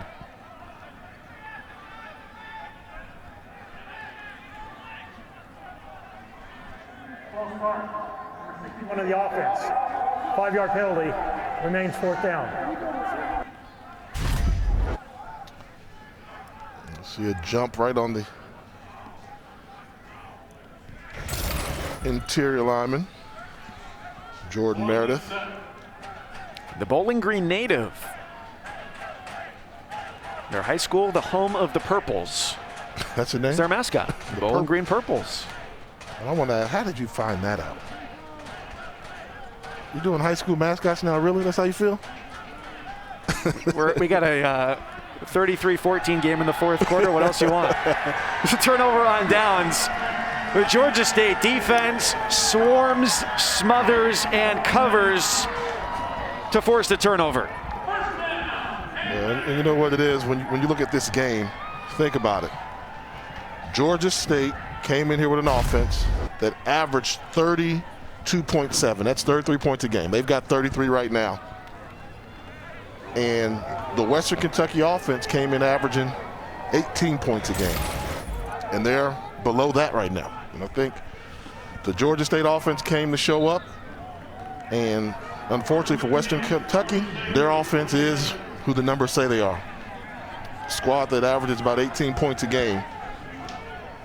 And to put that in perspective, this Georgia State defense, it's not a juggernaut. They give up 33 points a game. Right. They had some very high-scoring games on a couple of occasions this year where they scored over 50 points as they now turn the offense over to Michele Colasurdo, the freshman from South Carolina, the South Carolina Gatorade Player of the Year coming out of high school. He's only played in a couple of games this year, but no better time than the final one of the year when you're comfortably ahead to see what's coming. Bowl game on ESPN. You got Mike Cousins talking about you.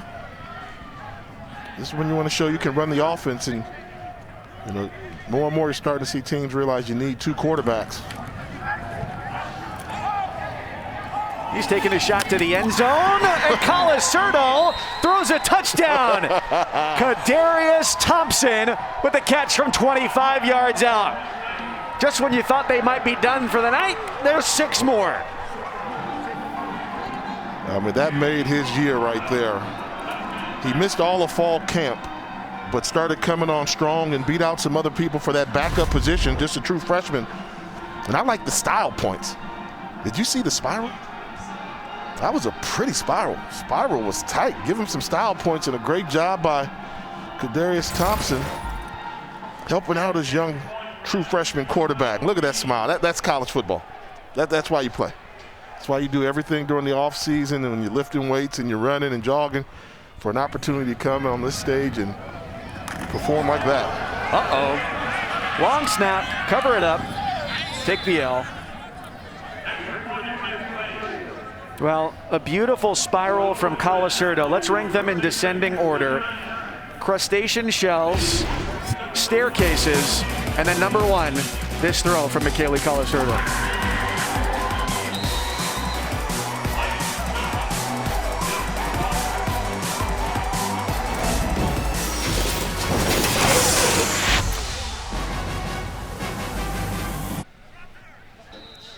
A look at the championship trophy for the LendingTree Bowl this year here at Ladd-Peebles Stadium, the historic venue in its 72nd year.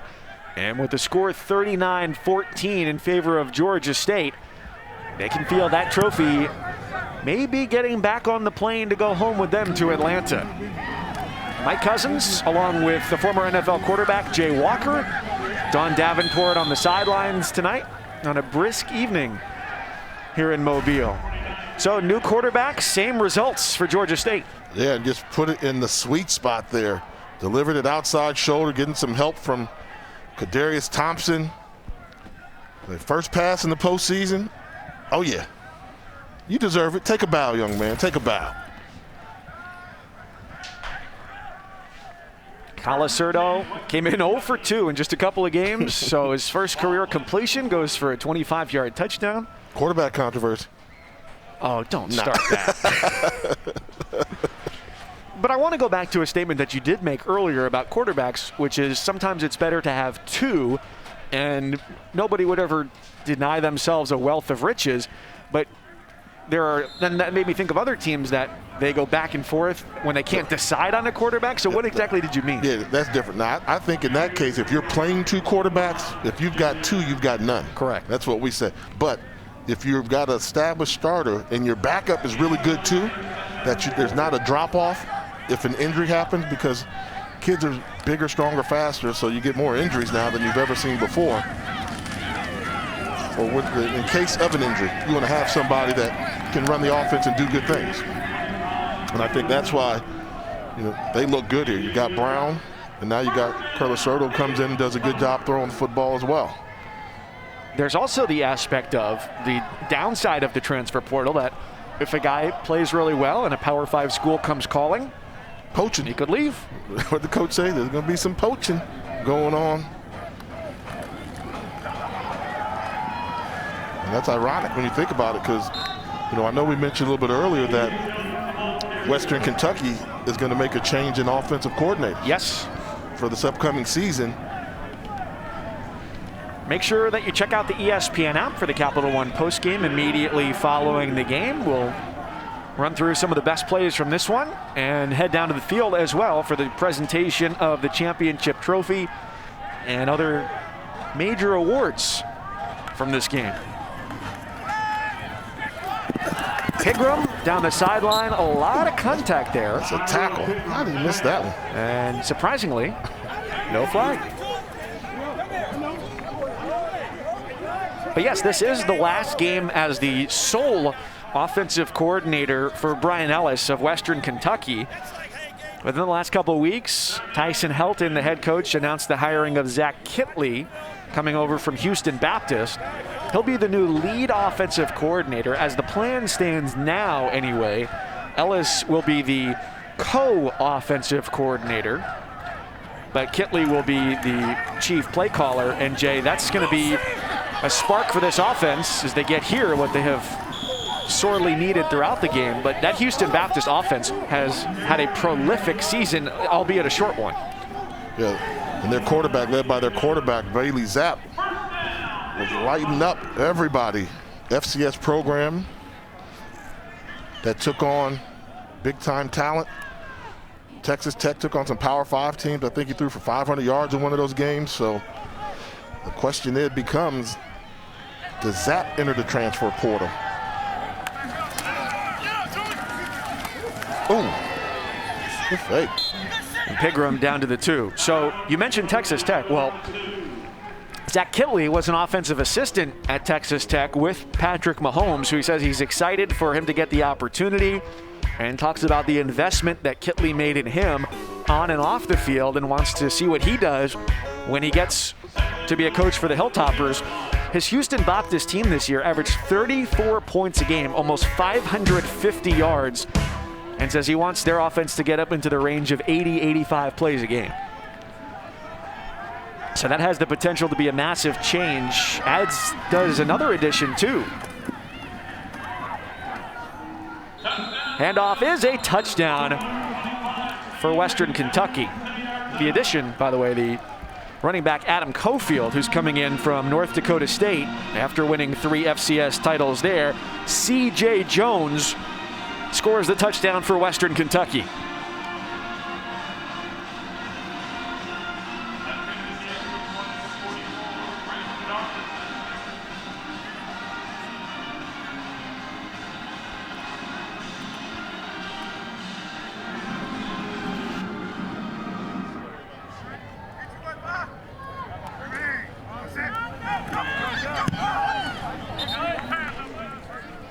Narveson nails the extra point.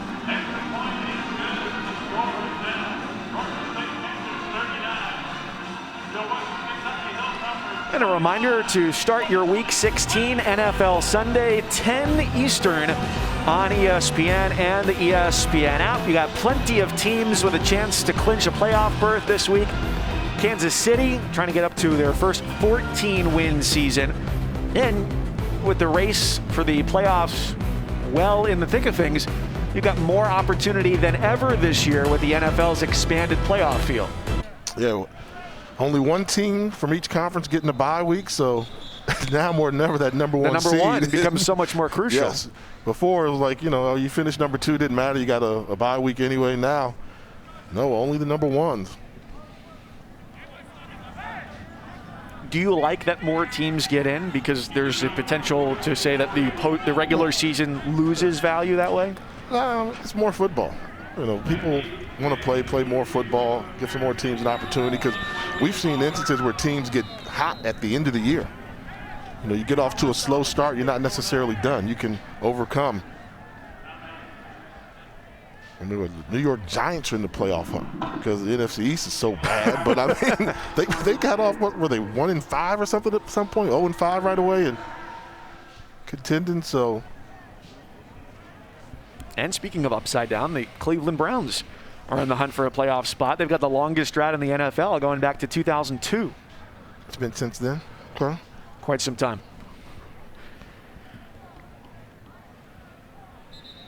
Ladd-Peebles Stadium, the site today, and opened all the way back in 1948 And the LendingTree Bowl, among many other things, has been here since its inception in 1999. I think that line between 1951 and 2019, home of the Senior Bowl, which is where people will come down, all the best college football players in the country come out, NFL scouts come out. One person that played in the Senior Bowl, I think I saw Joe Namath. And I saw a couple pictures of Bo Jackson. Let me think that Bo Jackson played down here on this field as well. All right, let's take a look at tonight's Capital One Player of the Game. And to no surprise, it's Quad Brown, the quarterback for Georgia State. And we said it in the open. He's the guy that makes this offense go. Showed some running ability. We saw him distribute the football, and that was a nice throw going to his left, across his body. And that's the quad route right there. Backside slant. I can't think of too many throw it better than he does. And an efficient day today. So Quad Brown, the Capital One Player of the Game, gave way to Michele Colasurdo on the last drive. He threw a 25-yard touchdown. And they've got 2:17 to wipe off the clock here, as they'll do it on the ground.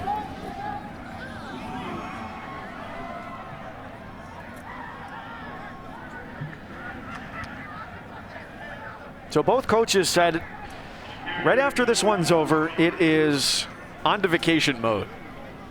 Sean Elliott said, coaches, players, see you January 11th when we get back. Start of the second week of January. And for Tyson Helton, a little fishing, a little hunting, a little downtime. And that's something that I'm sure, Don, everybody could use after a long college football season.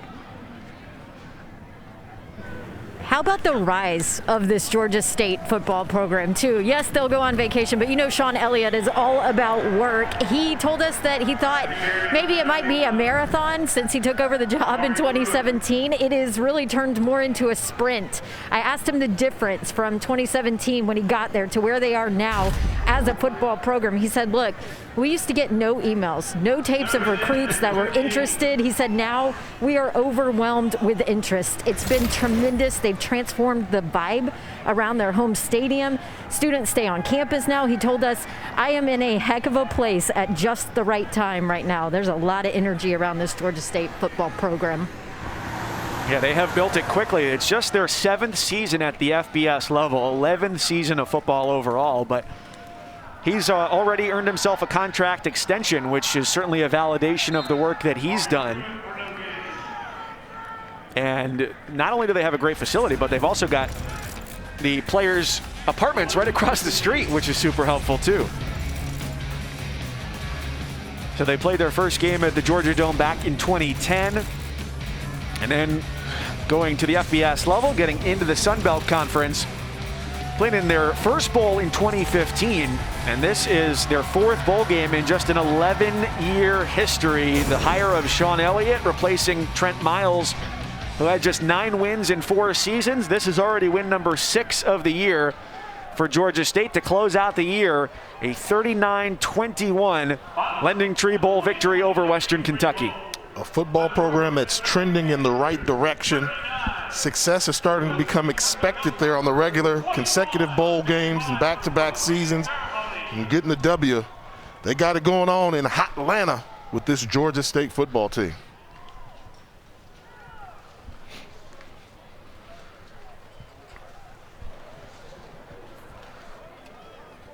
Quad Brown finishing off his freshman season, his redshirt freshman season, back in his home state, getting his team a bowl victory, a 6-4 record. And a force to be reckoned with in the Sun Belt for several years to come, to be certain. We remind you to find your way to the ESPN app for our Capital One post game. Right after we go off the air, we'll have the trophy presentation, the awards from this game with Dawn down on the field. There will be disappointment tonight for Western Kentucky, to be sure, but there's also a sense of accomplishment for having worked their way through the most unusual college football season in several lifetimes. 39-21, the final score from Mobile, Alabama. Thanks so much for being a part of it.